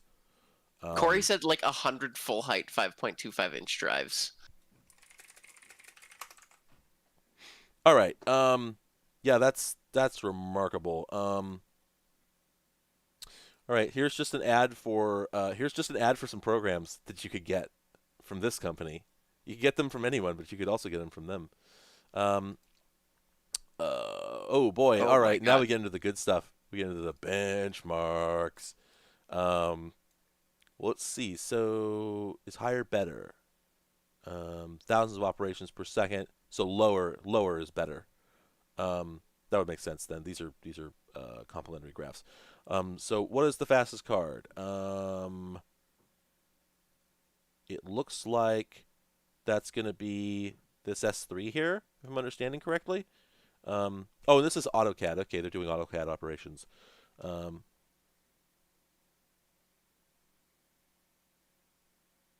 oh yeah, certainly. Like I can believe they were expecting you to put your own hard drives in that machine. Just still, wow, that's that's impressive. But yeah, that would have been for businesses. Nobody could produce 60 gigs of data at home. It's impossible. At this time, it would have just simply been impossible. Um, I find charts like this to be like incredibly useful in concept, but utterly impossible to read. My brain Yes. cannot. This is nothing to me. I cannot parse this. Yeah, My yeah. brain It's does not function. just like nope. Sorry. Good. Okay, let's So move really, what it on. boils down to is the expensive ones were good and the cheap ones were Typically the garbage. case, yeah. And I we know mean, in retrospect, just buy an ATI. Um, yes. so this is interesting. Some fear it, all respect it. We build it. Wow. So is it a dot matrix? It feels like it might be. Let's see. 25 megahertz RISC processor. Oh, that's cute. It's got native Ethernet. Um, supports NetWare. Excellent. 600 by 600 DPI. What? That doesn't make any. Oh, right. Sorry, no. What am I thinking? DPI dot pitch on printers would have been a function would have differed in both axes because in order to scrub across horizontally, you're using a very small head and a motor if it's a dot matrix, Hmm. or you're using a laser that's scanning. But the other dimension is achieved by moving the paper, which is a completely different mechanical process. So I can Ah, believe that this would be that there would be printers with different vertical versus horizontal okay. That resolution. makes sense. Yeah, right. Um, let's look this bad boy up. You can still buy Uh, toner for it. well, that's the thing. This says 860, so I don't know if this is necessarily the same. They might have had a lot of models under this.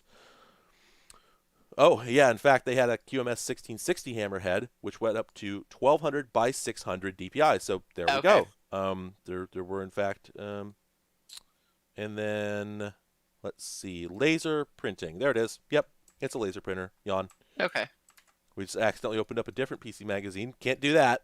No, Can't we will ever do never, that. ever finish if we do Never, that. We're at never. page 194. We're doing pretty well. We're doing pretty well. Let's see, where are we in the? Let me go to the single page view. We're less than halfway through. Ah, All right. Let's take a quick look here. So, what is a Microsoft peer-to-peer notebook? I have no idea. First upgradable to color notebook. What is going on in this dimension? I don't know. I don't speak this language.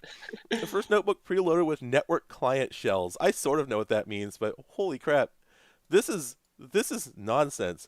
Um, okay, the answer is that printers aren't named this aggressively anymore because nobody wants to print anything unless they have to. Printing is now considered an unfortunate thing that you must do. People used to get excited about printing. All right. Anyway, so this is. Oh wow! You know what? no, Um, I don't know what. this is. Oh, it's the Zenith. Oh, it's the Zenith Data Systems machine. Oh, okay. Yeah. So then, wait, is that what was being? Damn, I wish I could get that lady's Oh, jacket. That is okay. fire. This is a Zenith ad. Yeah, that is fire. With the shoulder pads, I need shoulder pads to come back. They look That's actually pretty cool on Sandy me. Blagajev. Oh, Sandy well, Blagajev. her Great her name. she absolutely brought the drip to the photo session for the advertisement. These shadows, there's a lot going on in this Oh, photo there shoot. is. Yeah, yeah, I like yeah. I like the turn of phrase, a Johnny come lately notebook from one of them. Wait, from one Right? of them. Oh, that's Eh, powerful. I'm also a big fan of like you can spend up to $500 over quote and still not get networking from those other guys, implying that the other guys aren't multinationals. yes. Like these are massive. These like laptops are being sold by massive corporations, by and large. It's like, oh yeah, those other guys like Compaq, There was Hewlett so much shade being Packard. thrown. I love it. Yeah. Oh, absolutely. Yeah. Powerfully shadeful. Um, Yeah, the Merlin phone. I actually I wanted to get a Merlin system for a long time until I discovered how many parts it had. But I just want it so it can do the boop boop boo doop ring. I just want to hear that. Oh my God, they bought another 6-page spread. Gosh, they were putting out so much money. Good Lord. How much money did they have for advertisements? Wait, Like, the only PCs that come with all these big names: Intel, Connor, and Jeffrey Crouch. Who? Oh, okay. This was an in joke. Jeffrey Crouch oh, is a fake, made up tech support guy. Um, okay. okay, Hey, that guy whatever. looks real. Sure. I doubt his name is Jeffrey Crouch.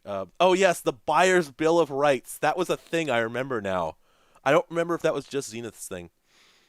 Yeah, Robert, you're right. I would actually love to do that. Let me make a note of that on my video Trello board. Network services shootout, Landman, Novell, etc. And we'll come back and revisit that. Oh, Banyan Vines. Ah, damn it. Oh, this thing sucks.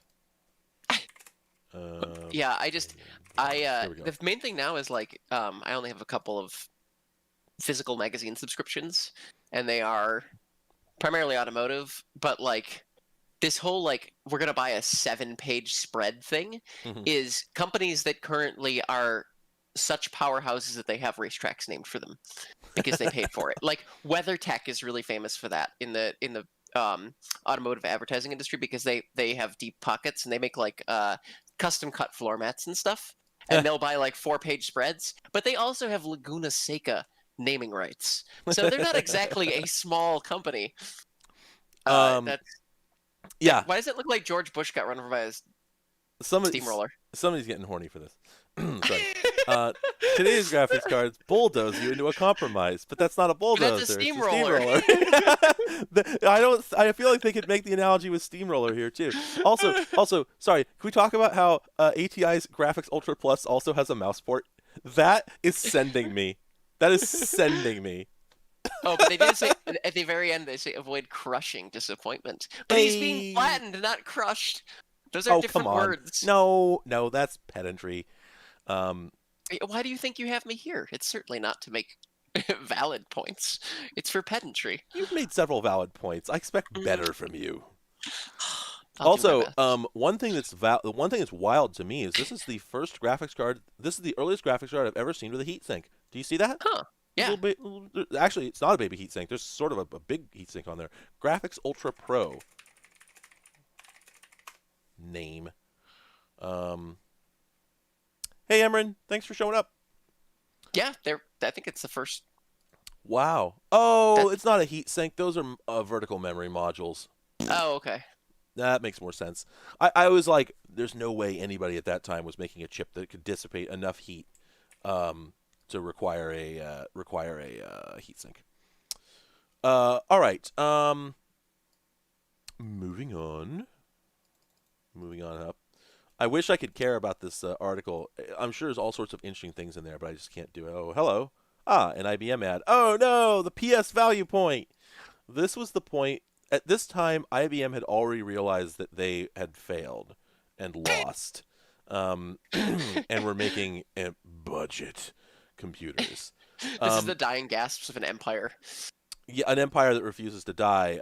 There are several people in the chat right now who can tell you just how powerfully IBM refuses to die, and continues to do things that they were doing 30 years ago, This is the virtually unchanged. Afghanistan of computers. It's That's bleak. the dying little land of empires where they go to die. I'm pretty sure that that's happened to pretty much every global empire that has existed so far, and it seems like cheap PCs are the equivalent for large manufacturers. It it stands It's out. bleak, but hmm it's true. It I stands stand out by that it. the headline, pardon me, the headline machine that IBM is selling here is 1299, and uh, oh, Storm Crash, that is rough. The standout machine they have here is 1299, and this is IBM, who that just seems like a very disappointing machine to to me for IBM for this time. Oh my God, Oh that's too much gosh, data. more Holy crap. comparisons. I mean, Oh, this is another I ad for appreciate Compudyne. their thoroughness in documenting the comparisons of all these graphics cards, but there's just no way that the human mind can comprehend all that data and use it in any meaningful way aside from like which one is the best. Yeah, yeah, right. Like, Like how many options can a person simultaneously evaluate at once? Three, four? Like, and they have like 25 graphics cards.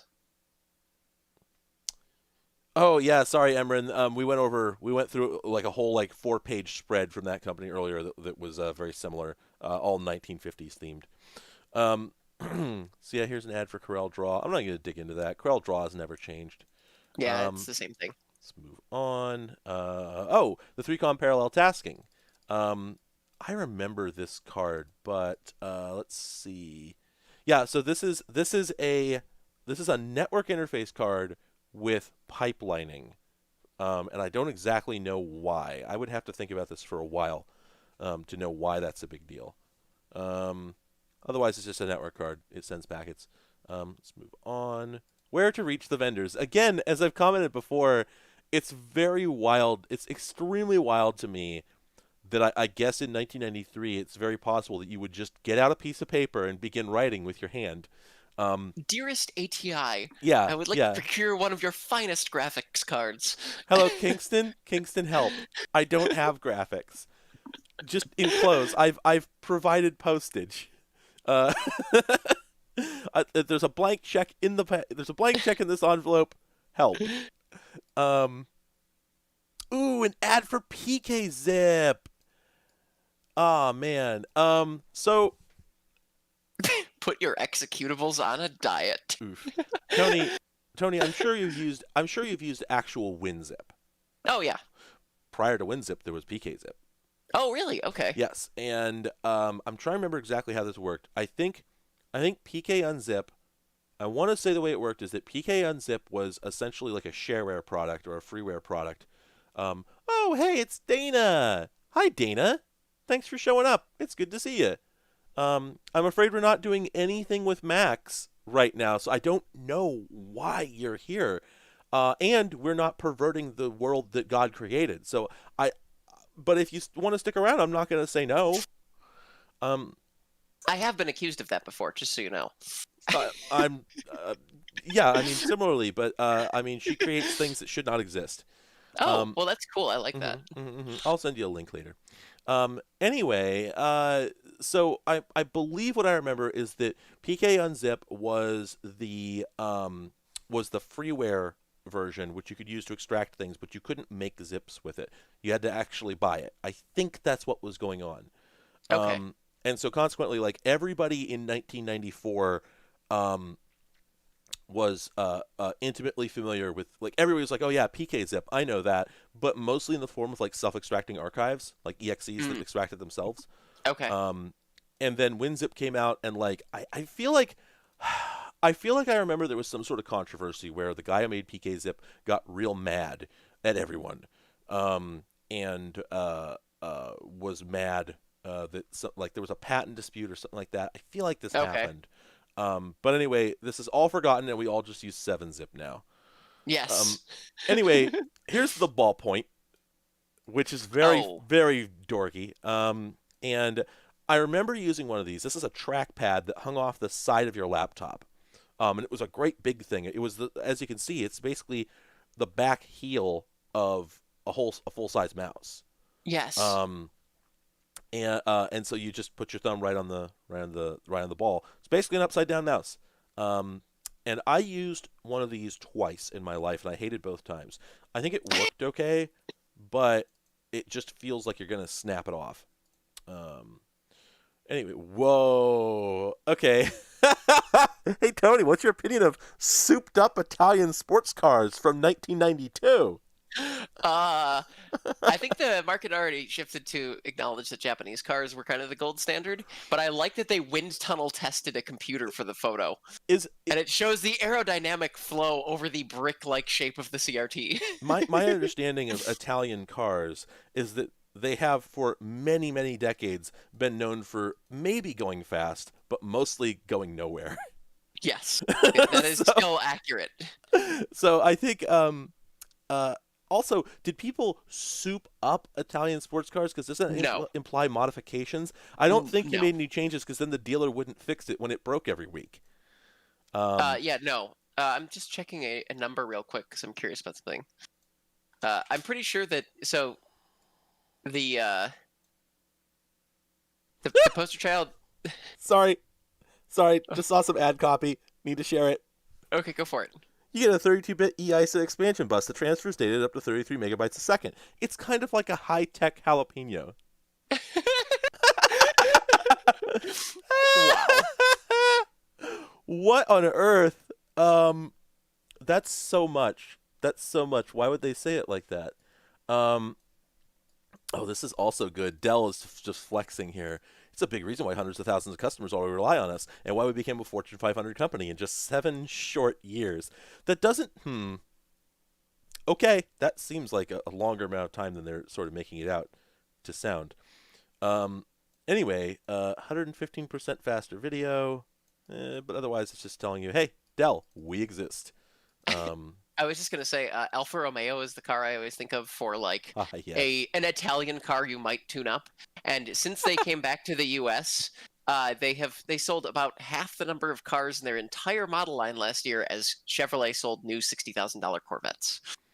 So they're doing Ooh. great, and people. I actually specifically remember the Quadrifoglio Giulia, which is their souped-up sports sedan. You know, the hottest sedan that they make, and I think it was Car and Driver did a long-term review of it.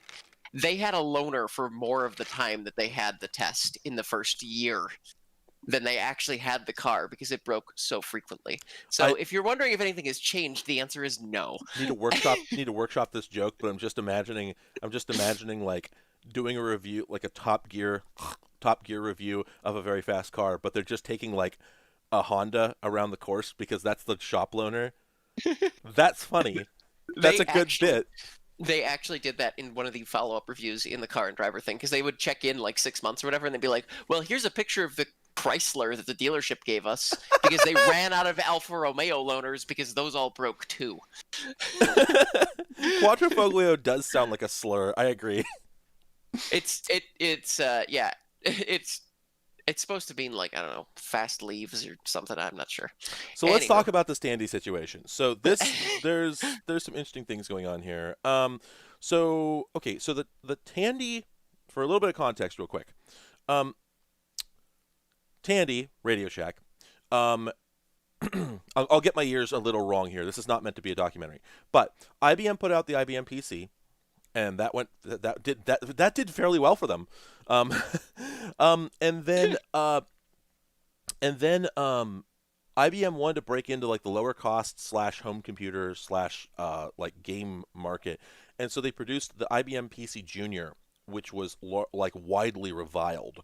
I don't know if it was a flop as such. People characterize it as such, but I don't know what the actual sales numbers looked like. It certainly did not take off the way the PC did. But they really screwed it up. They made some huge mistakes in the design of the PC Junior. So Radio Shack slash Tandy, of all people, somehow ate their lunch. It's very weird.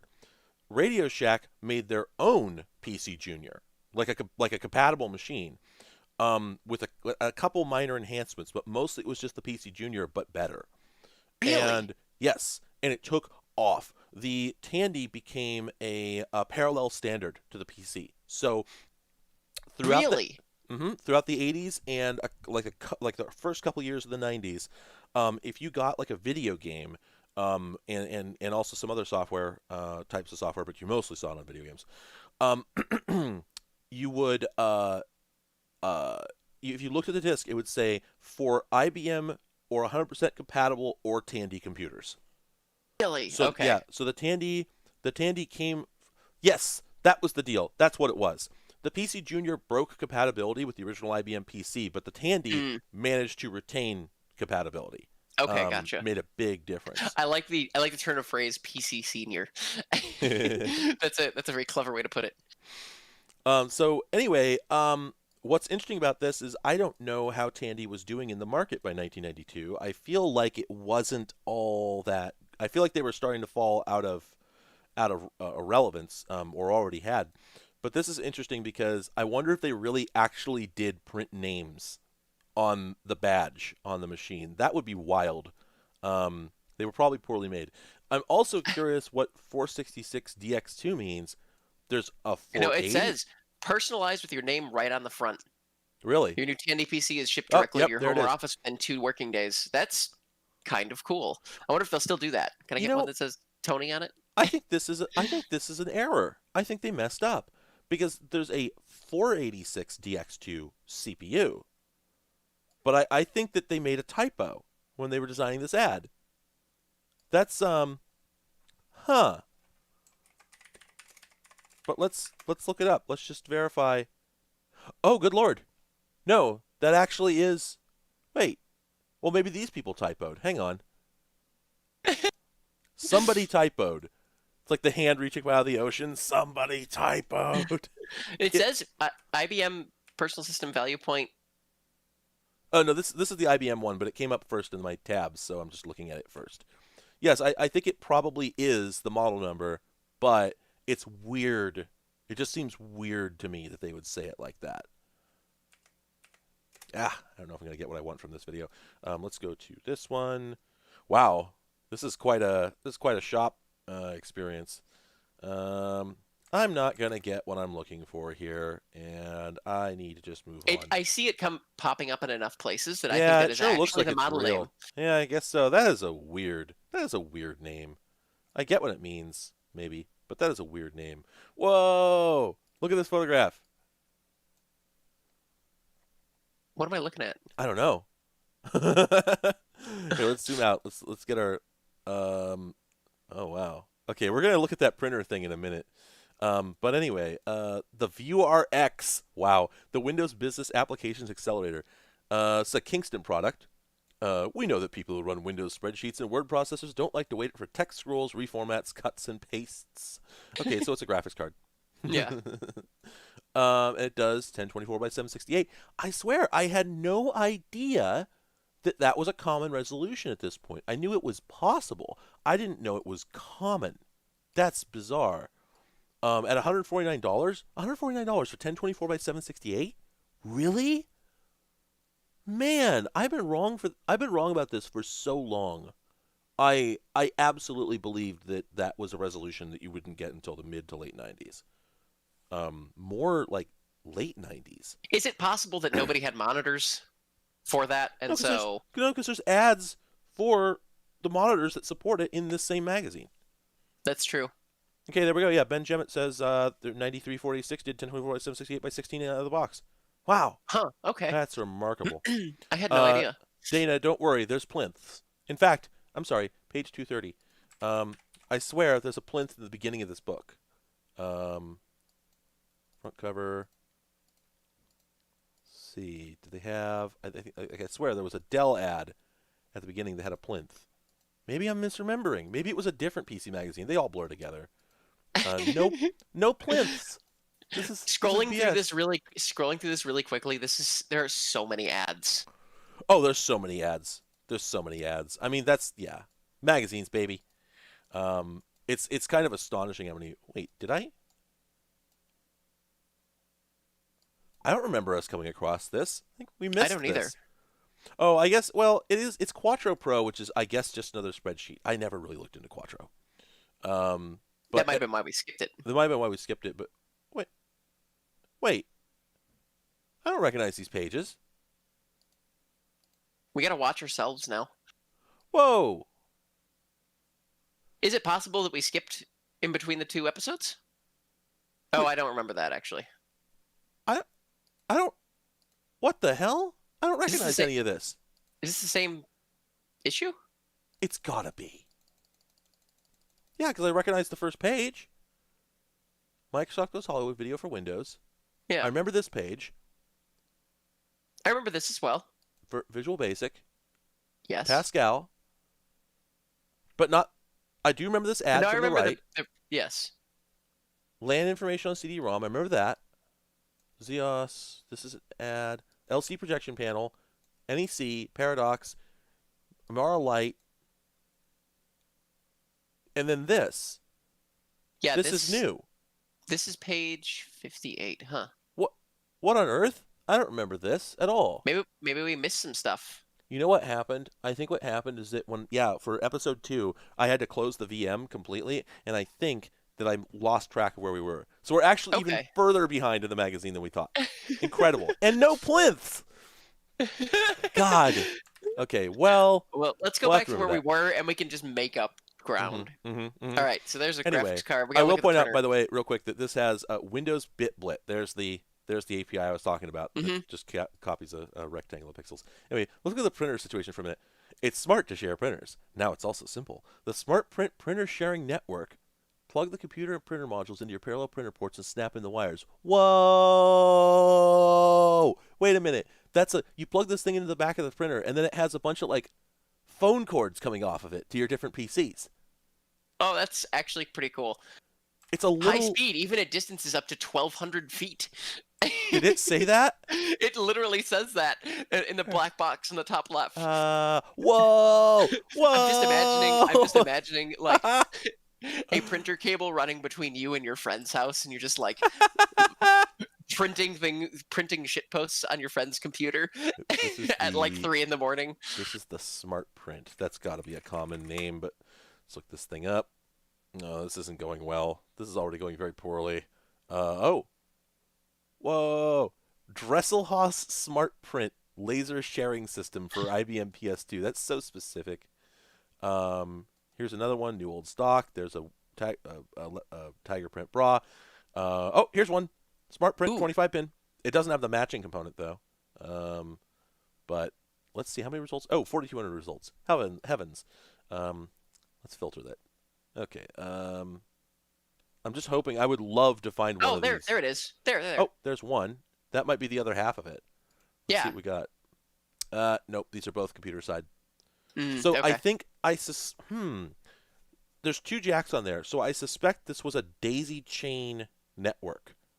Like I suspect that what you would do is you would like you set up your printer, you cable to the first one, and then you put another computer next to that, and you cable into that one, and so on and so Yeah, forth. I think it was like a ring network. Um, that's what I'm imagining. But it's just the idea of setting that up for 1,200 feet is really funny to me. it's very funny. I agree. You're not wrong.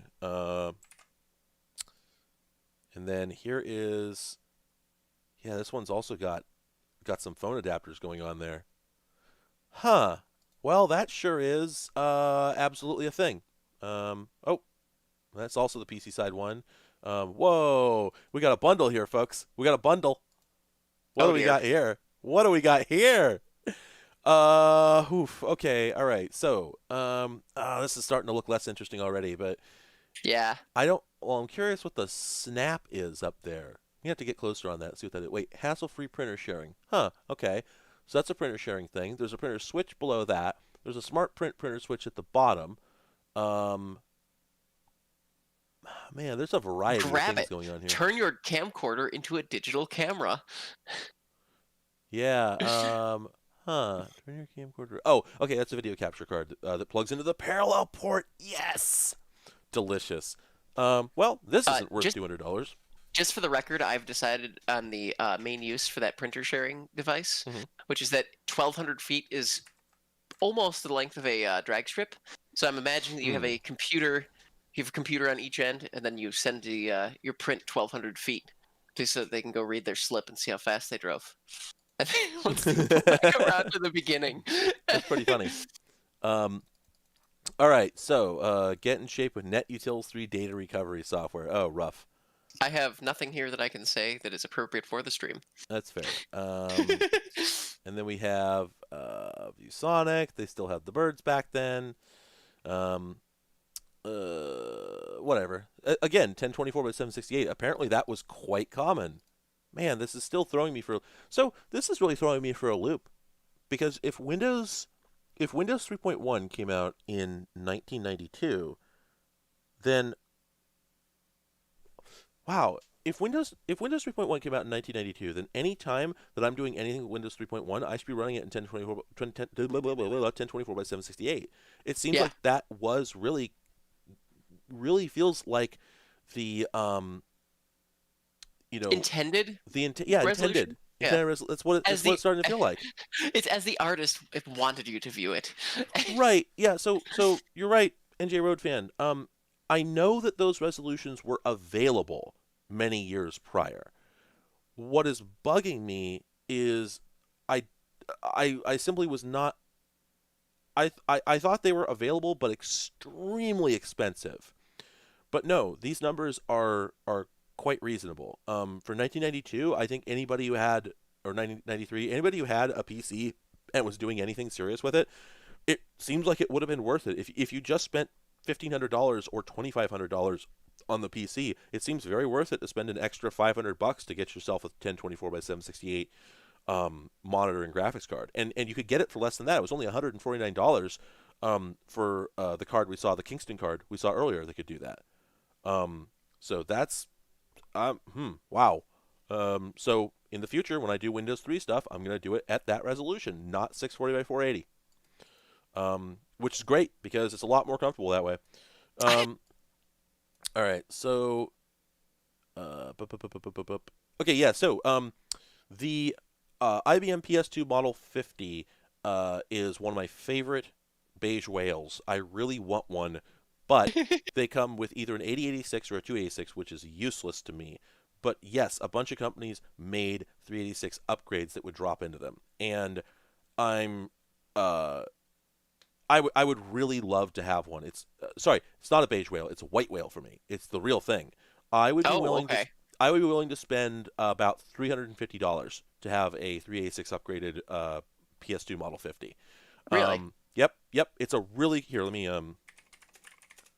not Model 50. Ah, shoot, I meant Model 25. Never mind. That ad was wrong, or the ad wasn't wrong. I was wrong about the ad. This is the one I was thinking of. My brain got mixed up. But anyway, this is the Model 25.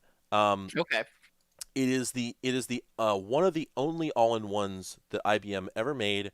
There's the LGR video. Well, it's actually, I don't know if it says Simple Things Toys. That might be a repost, but I was pretty sure that this was an LGR video. At any rate, I think he did do that. Um, anyway, they're beautiful machines. I love how compact they are. I love all-in-one systems. The problem is just that they're very expensive and almost non-existent. Like the 386 upgrades are extremely rare, and so Okay, gotcha. there's actually one on eBay right now which is going to hit $500 or $600. I'm pretty sure it Mm, has a okay. Pentium upgrade, which is like 4 generations of upgrade. Computers were wild back then. Anyway, so yeah, I totally misread this. It said 50. My brain was like, my brain mixed it up with the 25. Um, Staying productive away from the office. Staying away from the office. Um, all right. Ad for desk jets, whatever. Oh, this is interesting. So this is an IBM 3270 terminal emulator from IBM. Um, yeah. So I think, yeah. So the IBM 3270 was a terminal that was used for talking to IBM's big iron machines, their big See, that is dinosaurs. now that is a very nice aesthetic to me, personally. That's That's my only fair. thoughts on it. It just looks gorgeous.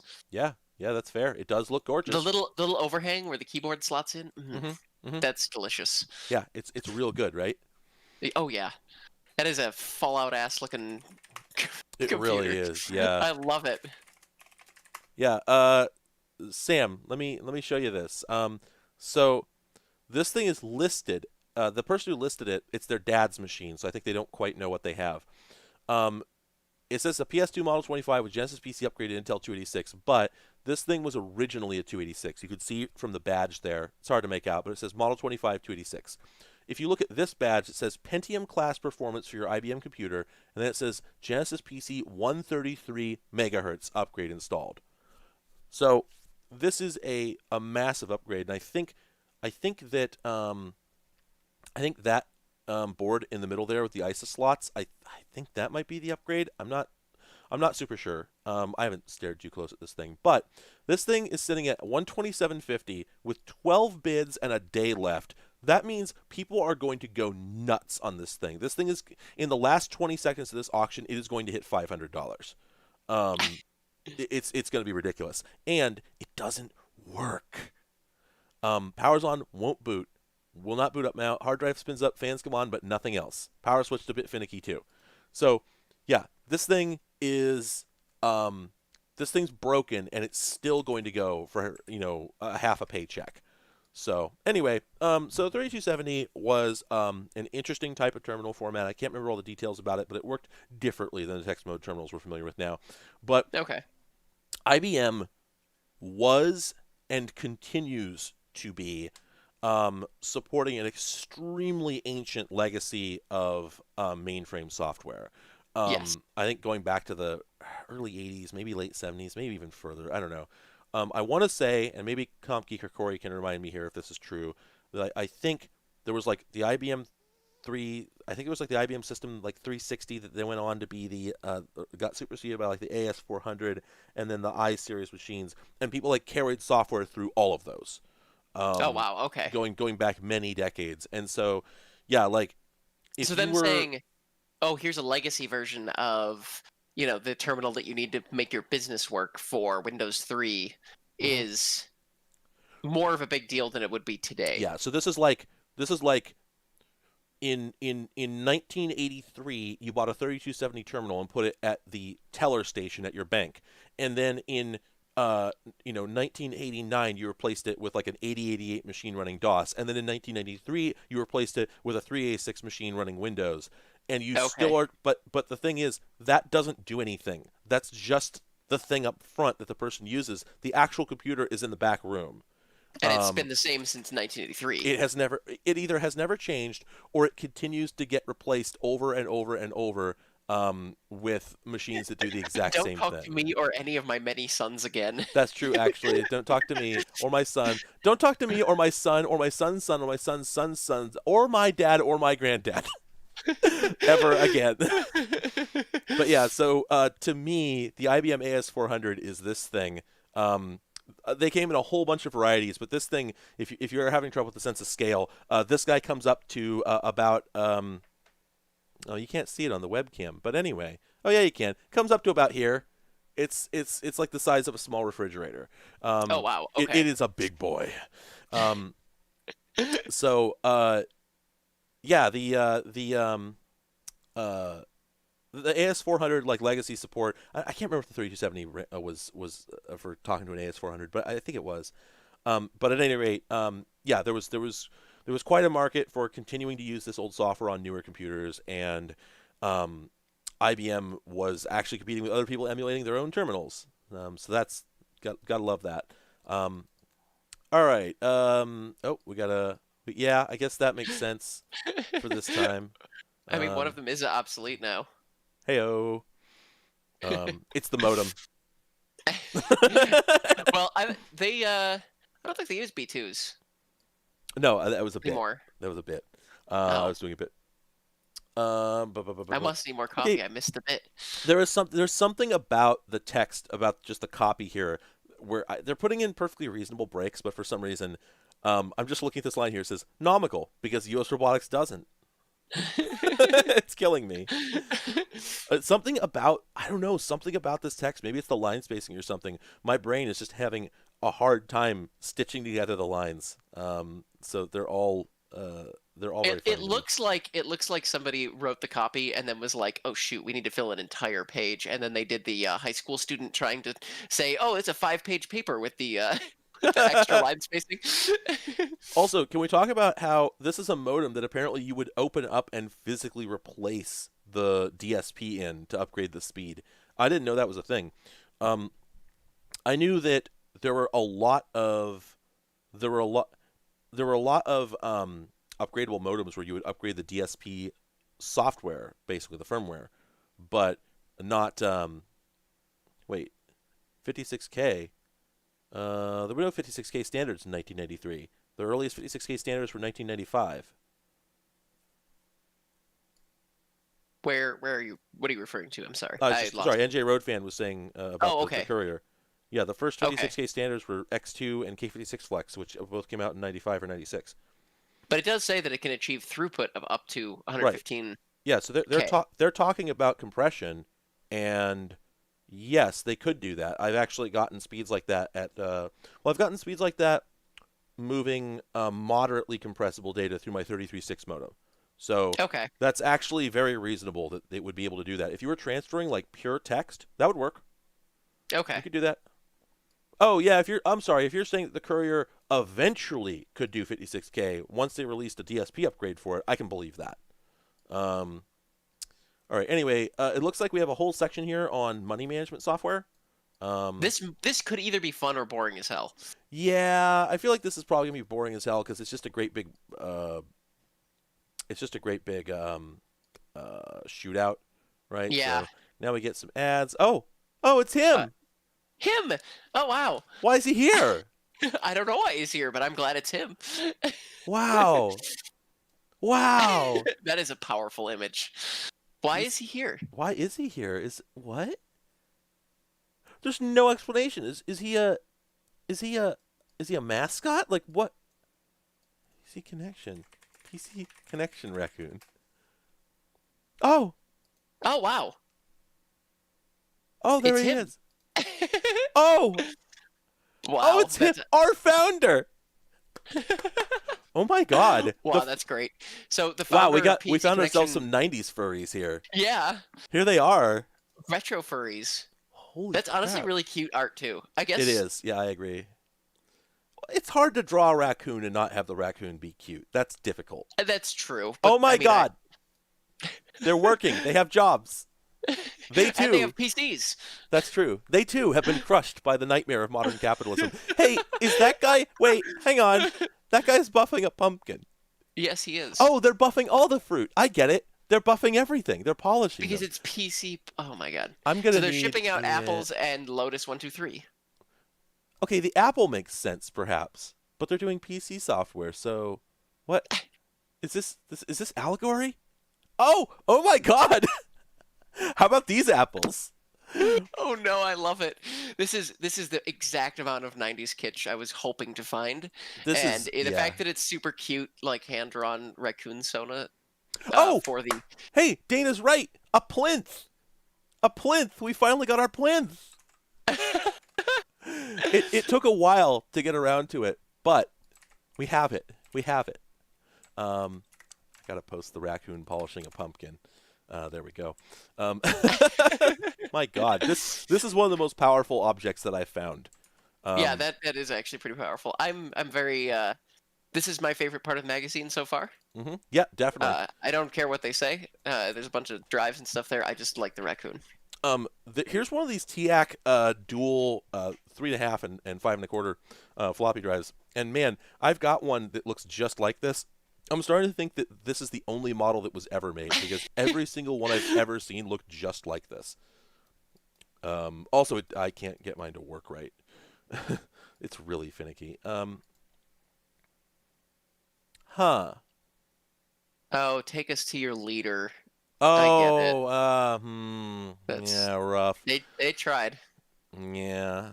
All right. Well, anyway. Whoa! Got some scan errors here. I think I think we're good with the laptop ads, the PC ads in general, really. I mean, yeah, especially these that are just like company. Here it The is. people's choice. Yeah, we have the They same weren't thing as even everything trying. else. They didn't even use. They're not Exactly even using right. fun fonts. There's no cool images. That's the It's thing is literally I think they're just trying to compete on the numbers alone. You know, That's hey, that's the possible. lowest number I've seen, so I think this company probably sold some just I it's like how they're PC brand. Yes, I like how their monitor literally just looks like it has a sideways applied sticker over another company's brand. I like Do how you see that? It doesn't even look like it lines up right. Yeah, absolutely. It looks terrible. I like how Dana got in here and immediately became extremely upset that they were doing such a bad job of photoshopping pictures onto screens, which is all she does all day long.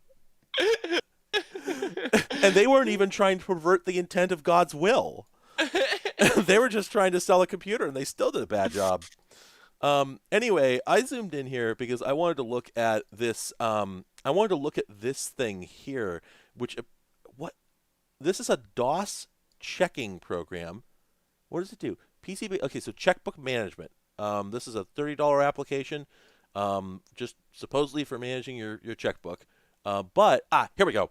CheckFree is the front end to CheckFree Corp's electronic bill pay service. This was a thing even back then. Tony, have you ever actually looked at what the bill pay service that your bank does?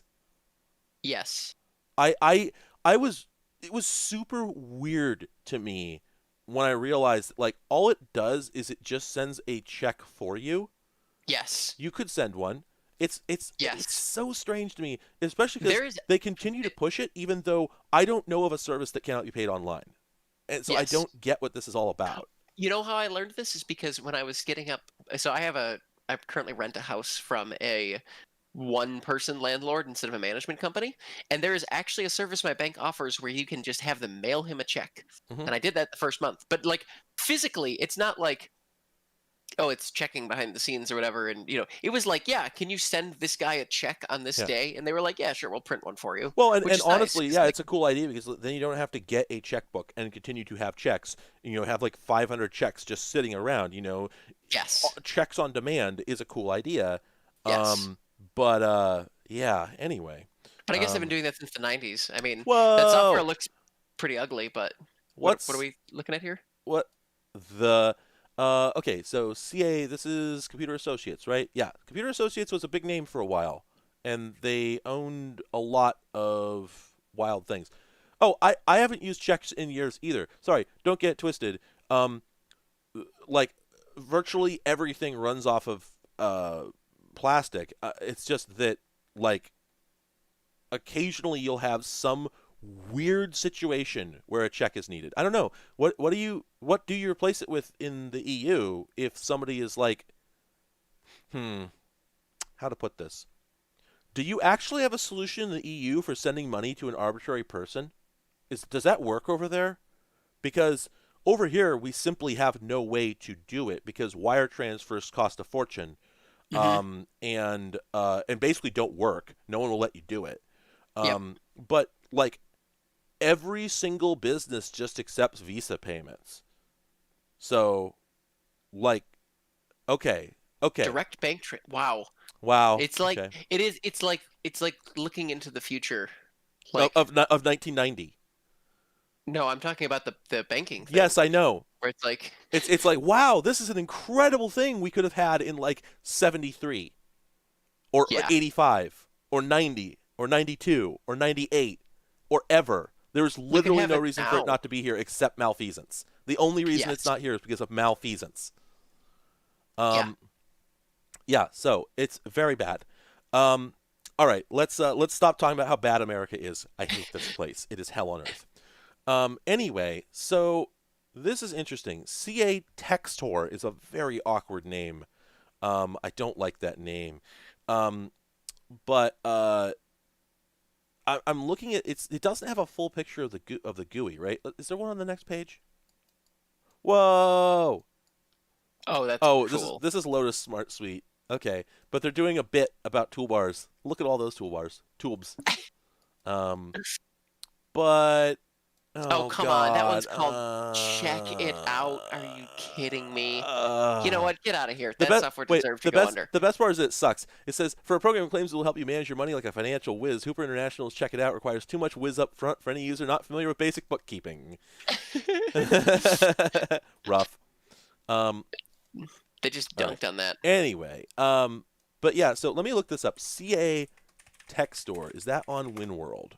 No. Unless let's get a freaking Computer Associates software names. Wow. Whoa. Is it unpreserved? That would suck and blow. Yeah? There's something on IA here. Okay, so this is I think this is an ad for CA Tech Store. Whoa. Yes. Yeah. Yeah, baby. What? This is contemporary. Um Spacebar pause, enter, continue, move forward. Okay? There might be sound, but I don't think I have sound enabled in this VM. Oh, What is this? there's like some distant audio here.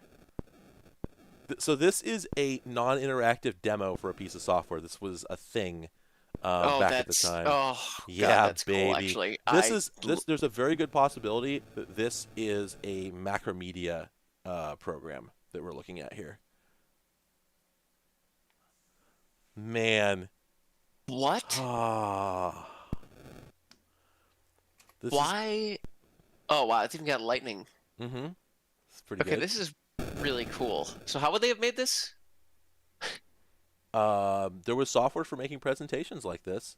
Um, how do I indent paragraphs?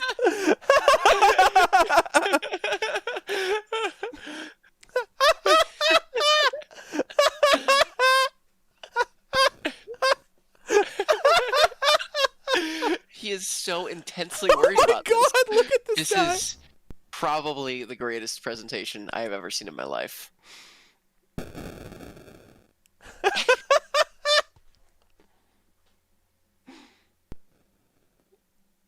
The simple solution to great documents. Oh yeah, there it is. Wow. Oh man, Wow. how do I Oops. create? How do I create column then?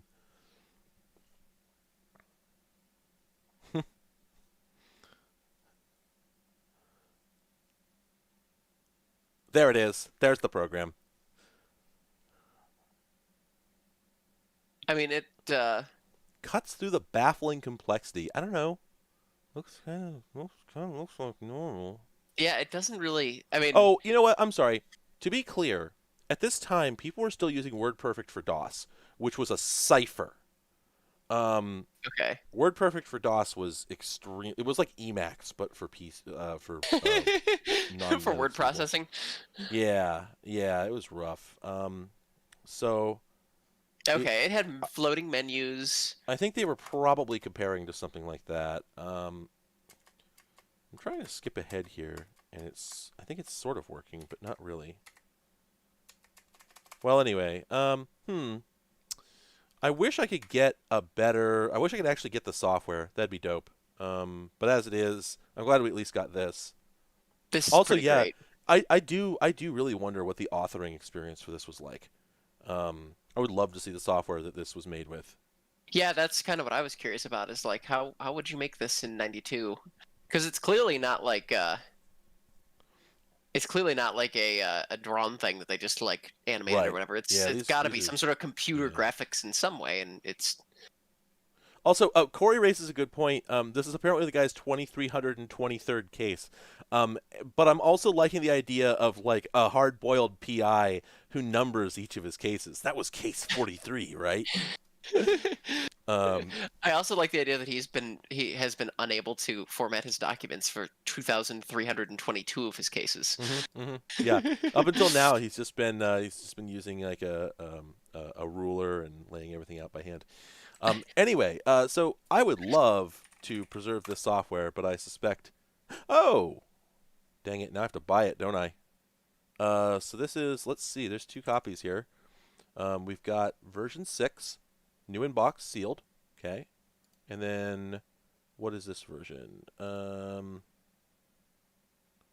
Okay, yeah. There's the floating toolbar we saw in Yep, the ad. This looks like the right one. Is there a version number here? it might be Dang. on the front. It might be on the front Yeah, maybe. because it looks like it's a combo pack. Yeah, so it's what Textor and oh, Grammatic 5. Okay, yeah, that was an optional pack-in. Um, Man, I guess if I was gonna get one of them, I'd probably get this one. But I really prefer this box. This box looks great, and I really don't want the grammar checker. So I don't know. This is cheaper. So if I was gonna buy one, I'd probably buy this one. All right. Anyway, uh, Hey, you know what? If you only bought that after today's stream, you'd be doing pretty well. I'd be doing pretty Because last well. time you Yeah. spent like $80 on the stream, and this time you spent like 10. So, Oh, you know what? I tried to spend $80, but actually, for anybody who's unaware, I got outbid on both of the tablets that I tried to buy last oh time. no way! Yep, huge That is bummer. a bummer. All right. Anyway, so let's move on from that and check it out. Can go to hell. These money management programs are getting unfortunate. Microsoft Money was They pretty good. Um, oh, a quantum hard card! Hooray! Yeah. So this was this is a hard drive that comes on an ISA card, so you just plug it into a slot on your motherboard. Um, okay. a lot of that has to do with hey Parker, welcome. A A lot of that has to do with hard drives having, so with motherboards not having built-in controller cards Ah, okay. for hard drives at this point. So just building it all together made sense. And this Gotcha. was Okay. 240 meg hard drive was the largest one they had. No prices. Yeah, these were pretty popular. All I've right. never seen that before. That's interesting. Yep, yep. It's been dead for quite some time. It's sort of the M2 PCIe card of 1992. Okay. Um, Gotcha. wait, This looks like another, screeners uh, under Windows. What? I don't get it. Should I get that? I don't. I don't care either. It's another PC ad. Then we've got an ad for Superstore, which you already heard about earlier in the magazine. Microsoft Schedule It, which is just like the calendar feature from Outlook, I think. I do Um, enjoy that advertisement though, with the this is how many meetings you have in a day. yeah. Ugh. This problem has never not been a thing. Um, And it's never been solved because the point is not that it's like, oh shoot, I can't keep track of all my meetings because there's a million free tools now, and the problem is that you're in 25 meetings. yeah. Hey, CompGeek, I don't know if you're still here, but hey, we got an ad for LAN analyzers. Low cost protocol analyzers, in fact. There's a software-based one here, NetSite Analyst. But are there any pictures, or do I just have to? I don't want to read. Reading? I don't want to read. Nope. Bad. I do not wish to. Anyway, I don't know what network analyzers do. I think they're just Wireshark, but you couldn't just do that on a PC. Um, but either way, I've never really known what they did. I think that's what it sounds like. Okay, so like this one here, there's a hardware one. Wait a minute. NetSite Analyst, Intel Corp's 995 software package. Da da da da da da. The many useful features NetSite offers at its low price include a time domain reflectometer and cable testing function. As a software package without What? huh. Tony, if you don't know, Yes. a time domain reflectometer is basically you get a you have a cable that you think has a break in it, you plug it into a tester, and it basically puts a pulse of energy onto the line and then waits for it to reflect, because it turns out that's a thing. And by Okay. measuring the time it takes for it to reflect, it can tell you where the break is. But why? How would you do that with only software? Don't know. Okay. It has to be uh, it has to require some kind of extra hardware. It just doesn't make sense. That's wild. Anyway, sorry, Corey, I didn't see which table you were talking about. There wasn't one here, I don't think. So, are you talking about the summary one here?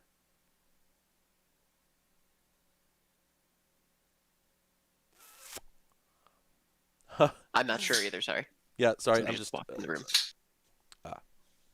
um sorry, we're gonna be. I'm sorry, Blue Collar Mage. I'm sorry you arrived here just now because we're gonna be wrapping in about 15 minutes here. I'm sorry. Max, you talking about? Are you talking about the one that? Oh, maybe it was one of the pages that I was on. You talking about? You talking about this situation?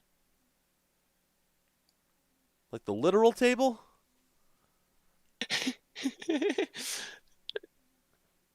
There's another furry.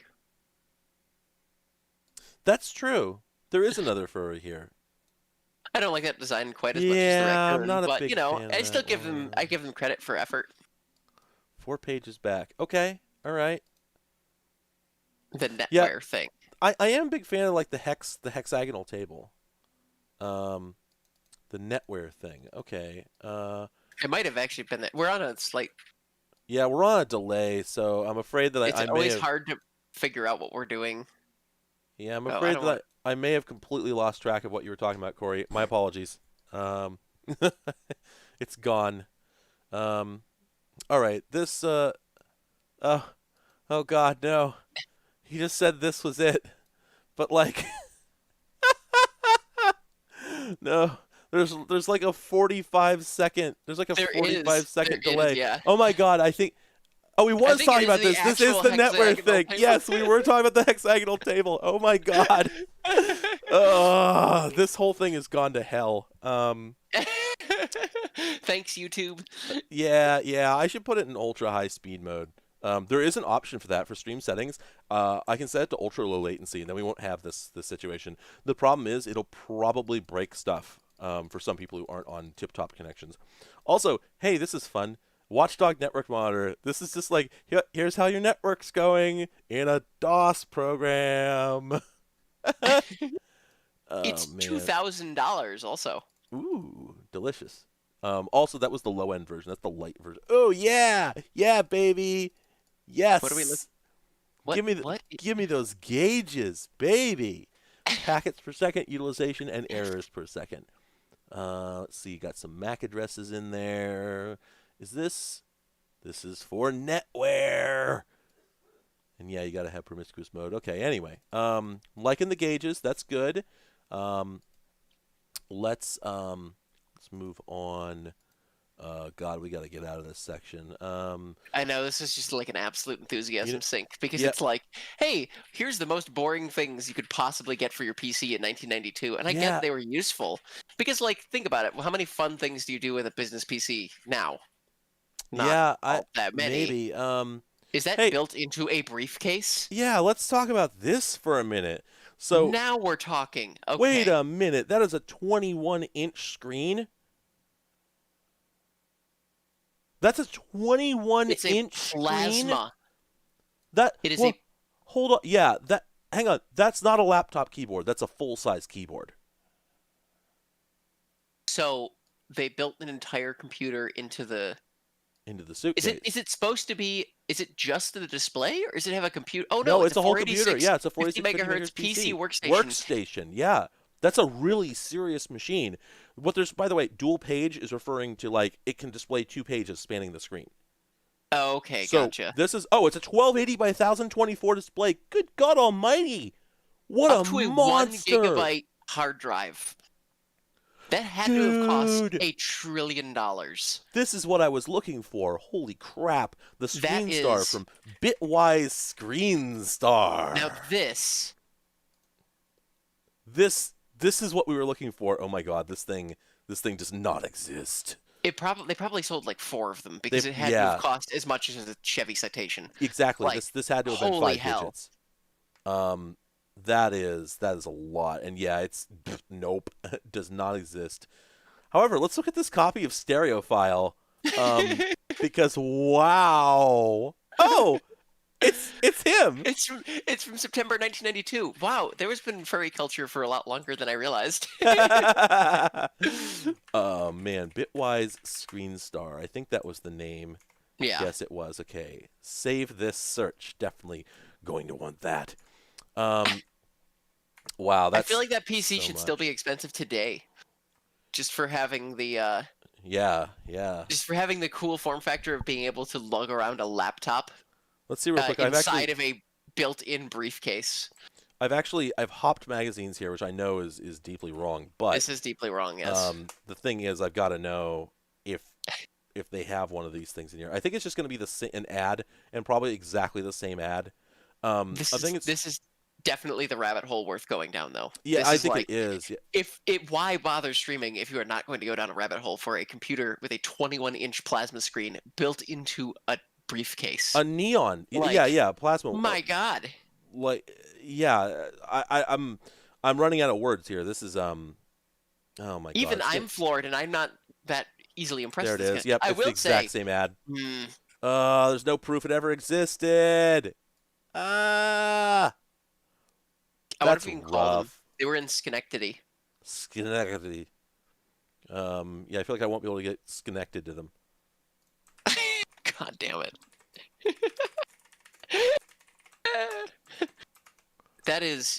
I feel like that is the Radwood winner computer right there, by the way. This thing's amazing. You plop that thing on the hood of your car at Radwood, and you win. It's running immediately. It's running Windows 3 at 1280 by 1024. Look at all these icons. They've got so many. It's got an entire map of the United States up because you're gonna launch nukes with that thing. Right? Yeah. Pronouncing icon like pecan.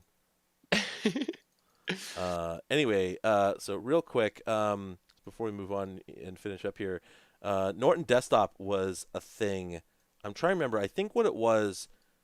I should do a video on Norton Desktop. Let me make a note about this. Norton Desktop was like. So one thing you should actually. This is something worth mentioning that I'm sure will be outside of your knowledge base, Tony. Um, the desktop didn't exist in Windows 3.1.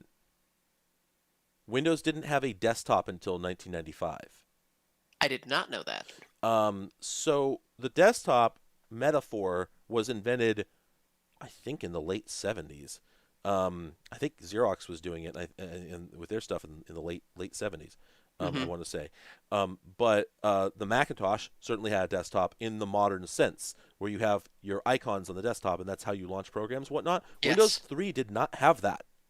Really? Yes. So this is a plugin basically to give you that It's on your Windows 3 machine. it is a replacement shell.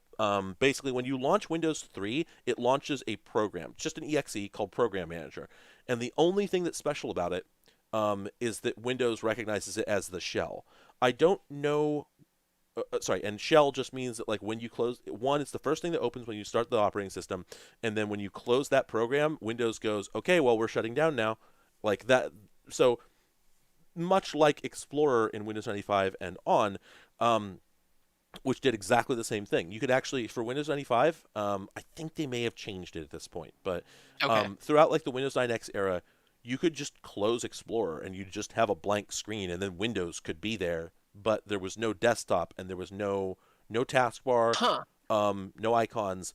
So this is just a replacement for Program Manager, so that instead of just having this one window on your screen that had all your stuff in it, the window was basically expanded to fill the entire screen. And then a thing about Windows 3 is that you couldn't have direct links to hard drives easily, for instance. You had to Okay. open up File Explorer.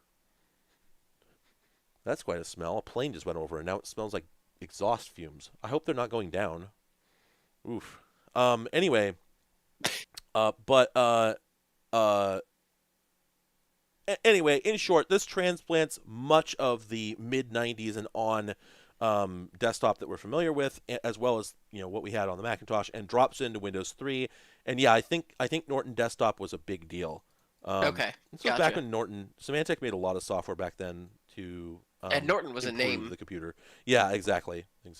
so I mean it's a name I know even. So Well, it's looking. So we're back to bovines again, and we have this is an ad for the Buffalo Complete Network. Um, oh, sorry, one moment. Oh, that's a bummer. A friend who's watching called Bitwise's number to see if it went anywhere, and unfortunately, it goes to somebody called DocStar, which does oh, document management, content management. Sorry, so that's a bummer. Anyway, but I'm liking this. This is the Buffalo Complete Network. It's a box that contains. Let's see. I see a cable stripper. I see some coaxial network cable there. We got some documentation. We have a card. I'm not quite sure what's going on. That's a I think book. it's a book with a weird cover. Yeah. Whoa. Complete Network features the Web 3.0 network operating system. What? Okay, I so don't know. something worth mentioning is what I'm a thing that I'm coming to understand is that for some reason the term operating system was being used in a very strange way back in 1993. Um, it does look like they just put a heatsink on the book because the book's so hot, baby, spicy, got that smoking information. Um, anyway, I'm getting this impression that in this era they were still using the term, or they were. I shouldn't say still. They had started using the term operating system to mean some very strange things. So this is a operating system, which I believe just is a program that runs on top of various other normal operating systems. It says supports Okay. DOS, Windows, and is Novell compatible. But I Would we noticed call it like a earlier. sandbox or something today? Like, No, what's I the think it's best more way like to? so. Okay, let me explain. Windows 3 doesn't know what a network is at all. It has Really? no networking functionality whatsoever. It Okay. it has so this gets weird. Operating systems used to not have any network functionality, and the way that you added network functionality was by purchasing a network package. And what that would do is it would add the entire. Oh man, it's hard to explain this. I'm sorry, I didn't mean to make you go No, down a no, big it's rabbit fine. hole. So networking in modern operating systems is cooked into the internals of the operating system. It is very deeply integrated. Yes. Um, so your operating system has, in its very heart, um, a thing that is referred to as an IP stack or a network stack, depending on what abstraction level you're talking about. And that is basically when a packet comes into a network interface on your computer, it doesn't go into it goes into the driver for the network card, but when it exits, it doesn't go to a program. Your programs don't talk to the network card. Your Okay. programs talk to the operating system, and the operating system has to talk to the network cards. And Okay. it does so through the stack. So your packet comes in, goes into the network card, goes into the network card driver, which processes it into a software packet, which then goes into the stack in the OS, which is a huge amount of logic. It is a tremendous amount of intelligence. Mm-hmm. Mm-hmm. Um, which can decide where that packet goes, whether it goes to the local machine, it does all sorts, or whether it gets routed to another machine. Every single computer in existence technically has the ability to become a complete network router if it just had the right software configuration, because they all have IP routing stacks. Um, Okay. so all of that, plus like all the logic to do checksums and to reassemble multi-part packets like fragmented packets, Mm-hmm. and to ensure that like the consistency of TCP sessions and whatnot. All of this stuff is built directly into your operating system now. In Okay. 1992, it was not. So you So, had to so you would buy get all of that. an operating system, Yeah. which is a really big, complete software package that's going to hmm work at a very core level with your machine. I kind of get why they use that name now. It makes sense It's because it is it's fundamentally adding. It's doubling the amount of functionality that your machine yes, is doing. yes. I So also like how they have their regular box for phone numbers here, but they also have like 30 countries. yeah, wow, yeah, actually, I didn't look at that. Anyway, so my impression is that there was Novell NetWare, which was its own distinct operating system, and it was a very strange one. Novell NetWare was something that you could. It's hard to get a screenshot of it because it was not. It was kind of headless. Um, but basically, NetWare was something that you would the server for NetWare is something you would install on a computer, and it was the operating system for the computer. You didn't have DOS, you didn't have Windows. Hmm. This They was replaced it. this was a distinct, down to the metal operating system. Your computer booted up directly into Novell NetWare, and as far as I know, it was completely unique software. Hmm. But I believe you could also get like a Novell support stack to run on your Windows NT server. And Okay. so that would be um, the same, the same functionality for the most part, but running as a subset, just as userland Hmm. software inside of your normal OS. I Hmm. suspect that this Web 3.0 thing was much like that. Okay, that makes sense. It also says in there that it's DOS, Windows, and Novell compatible. It is, yeah, but I think they might be talking about the client software there rather than the server software, It's so I don't possible, really know. yeah. Yep. But that's interesting. That is all things that I did not realize, especially the operating system distinction. That is something that would otherwise be lost to time, I feel like, because it's the same term for a completely for a much more specific genre Yeah. of software nowadays. All right, well, it's time for us to wrap up. I need to go eat something. I haven't had anything to eat today. And Same, honestly. yep, yep, yep. I think this worked pretty well. Our viewer count was actually lower than I expected, so like It considerably. So I got to figure out. I don't know if it's just a bad day, or if Saturday's a bad day, or if this time of day wasn't so great.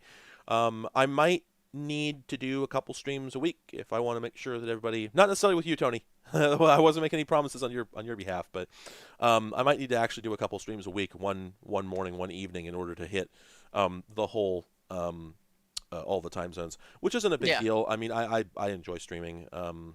I have a good time with it. Everybody seems to enjoy me just sort of doing this sort of thing. But I think I do need to find other topics. This is fun. and we'll finish this magazine for sure. But I should find other things to stream. Yeah, Um, I will say too, like like this magazine is fun, but I'm noticing a lot of repetition in like advertisements and stuff. Like there's fewer new things at this point. So like I don't know if there are other magazines that focus on a different part of the industry that would be cool. I wonder if you could find like old Nintendo Power scans or something. oh, absolutely, yeah, all that's That would be cool, you know? tons of periodicals are scanned. Yeah, Sam, absolutely. It wasn't literally just for you, but you were a big driver. You kept saying, yeah. Anyway, but yeah, I wanted to make sure that people from the EU got to interact with me a little bit live. Caitlin, so interesting thing about that is that on average, I've gotten for this stream about, I would say, 70 viewers concurrently.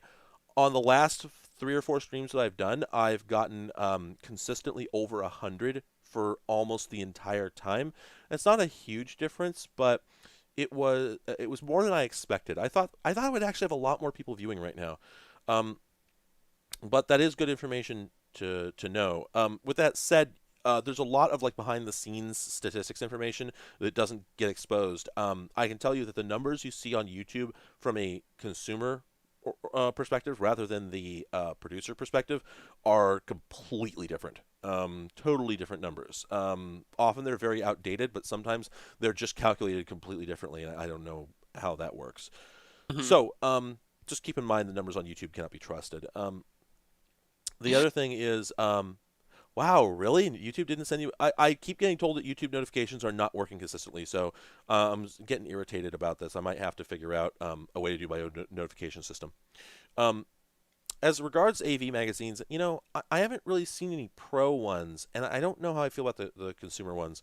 But like Popular Photography, certainly did a lot of video stuff in this era, so that could be interesting. Mhm. But I don't know for sure. I feel like the professional stuff would be interesting. Actually, yeah, Sam, interesting you should say that. I've never seen a magazine that would have a review of something like that. That's actual pro gear. So, I might be interested in that. Do you have the name of that magazine? And yeah, Dana, that's a good point. It would actually be very interesting to read through like what magazine would have had software for like the Acorn Archimedes. That would be cool.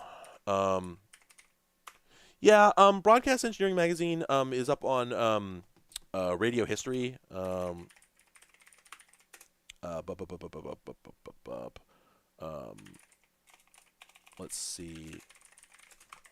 Let's just look this up. Um, see, that's archive broadcast. I don't know if that's the one I'm looking for. No, this is very old. I'm looking for a newer one. Ah, well, shoot. I'll have to work it out. Anyway, yeah. I got to figure out some other options for stuff I can do. But the other thing is, I'm gonna need some kind of co-host. I could do it by myself. I think it works way better with somebody else to act as a foil. I don't want Tony to just have to do all of them. Plus, I know Tony doesn't know shit about video cameras.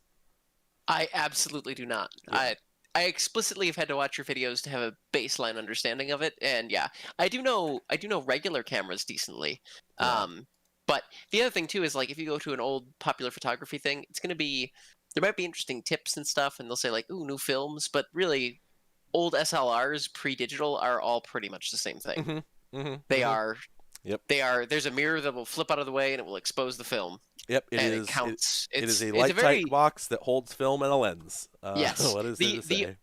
I have an F4 in my collection, which is cool because it's got like it actually had autofocus positioning, and it had built-in focus motor. It had really nice light metering and stuff, but like it still doesn't have anything intelligent to the way it captures the image. I guess like early 2000s digital stuff might be interesting, but really it's just going to be the same technology we use today but shittier.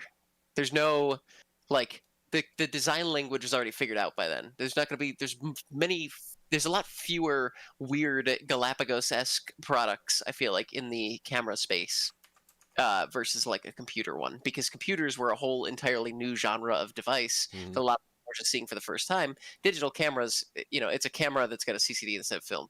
They've been around for 80 years. So Yep. thoughts on it. But I was happy to find a car magazine. Okay. So, Somebody is asking to know what's going on with your epaulets. oh, they slid a little bit, I think. Or are they just asking if they're jingly? They have like little beating on them, but no, they. I think I'm just slouching too much. If I sit up correctly, then they look right. I think But maybe I'm. Brandon just didn't recognize that they were epaulets. They're epaulets. Oh, yes, they are. Yep. Yes, I. All right. We got to bail here. Sorry for anybody who just joined. We've been on for about 3 hours, and we both need to go eat. So, Yes. Oh, uh, somebody asked real quick. These are Arctis Steel Series 5. Yeah, they're the same thing that Gravis has. yeah. I'm using the wireless. Well, sorry. Let's be clear. These are the wireless version of the same thing, and I'm pretty happy with them, except for the battery life. These are Audio Technica whatevers. I don't remember. They are not the same at all. But yeah, big props to the SteelSeries Arctis 5 and 7. Pretty good. All right. I'm a big fan of these. So anyway, Yeah, I'm glad they worked out. That was a wreck for me, and I'm pleased about it. Okay. Thank you so much, Tony. Thank you, everyone who joined. This was fantastic. Had a great time. If you missed it, catch it on the VOD. It'll be on YouTube forever. And keep an eye out for a video from me on my channel in the next couple days. I'm working on one right now that'll hopefully have out by Monday. Have a good day, everybody. Enjoy your weekend.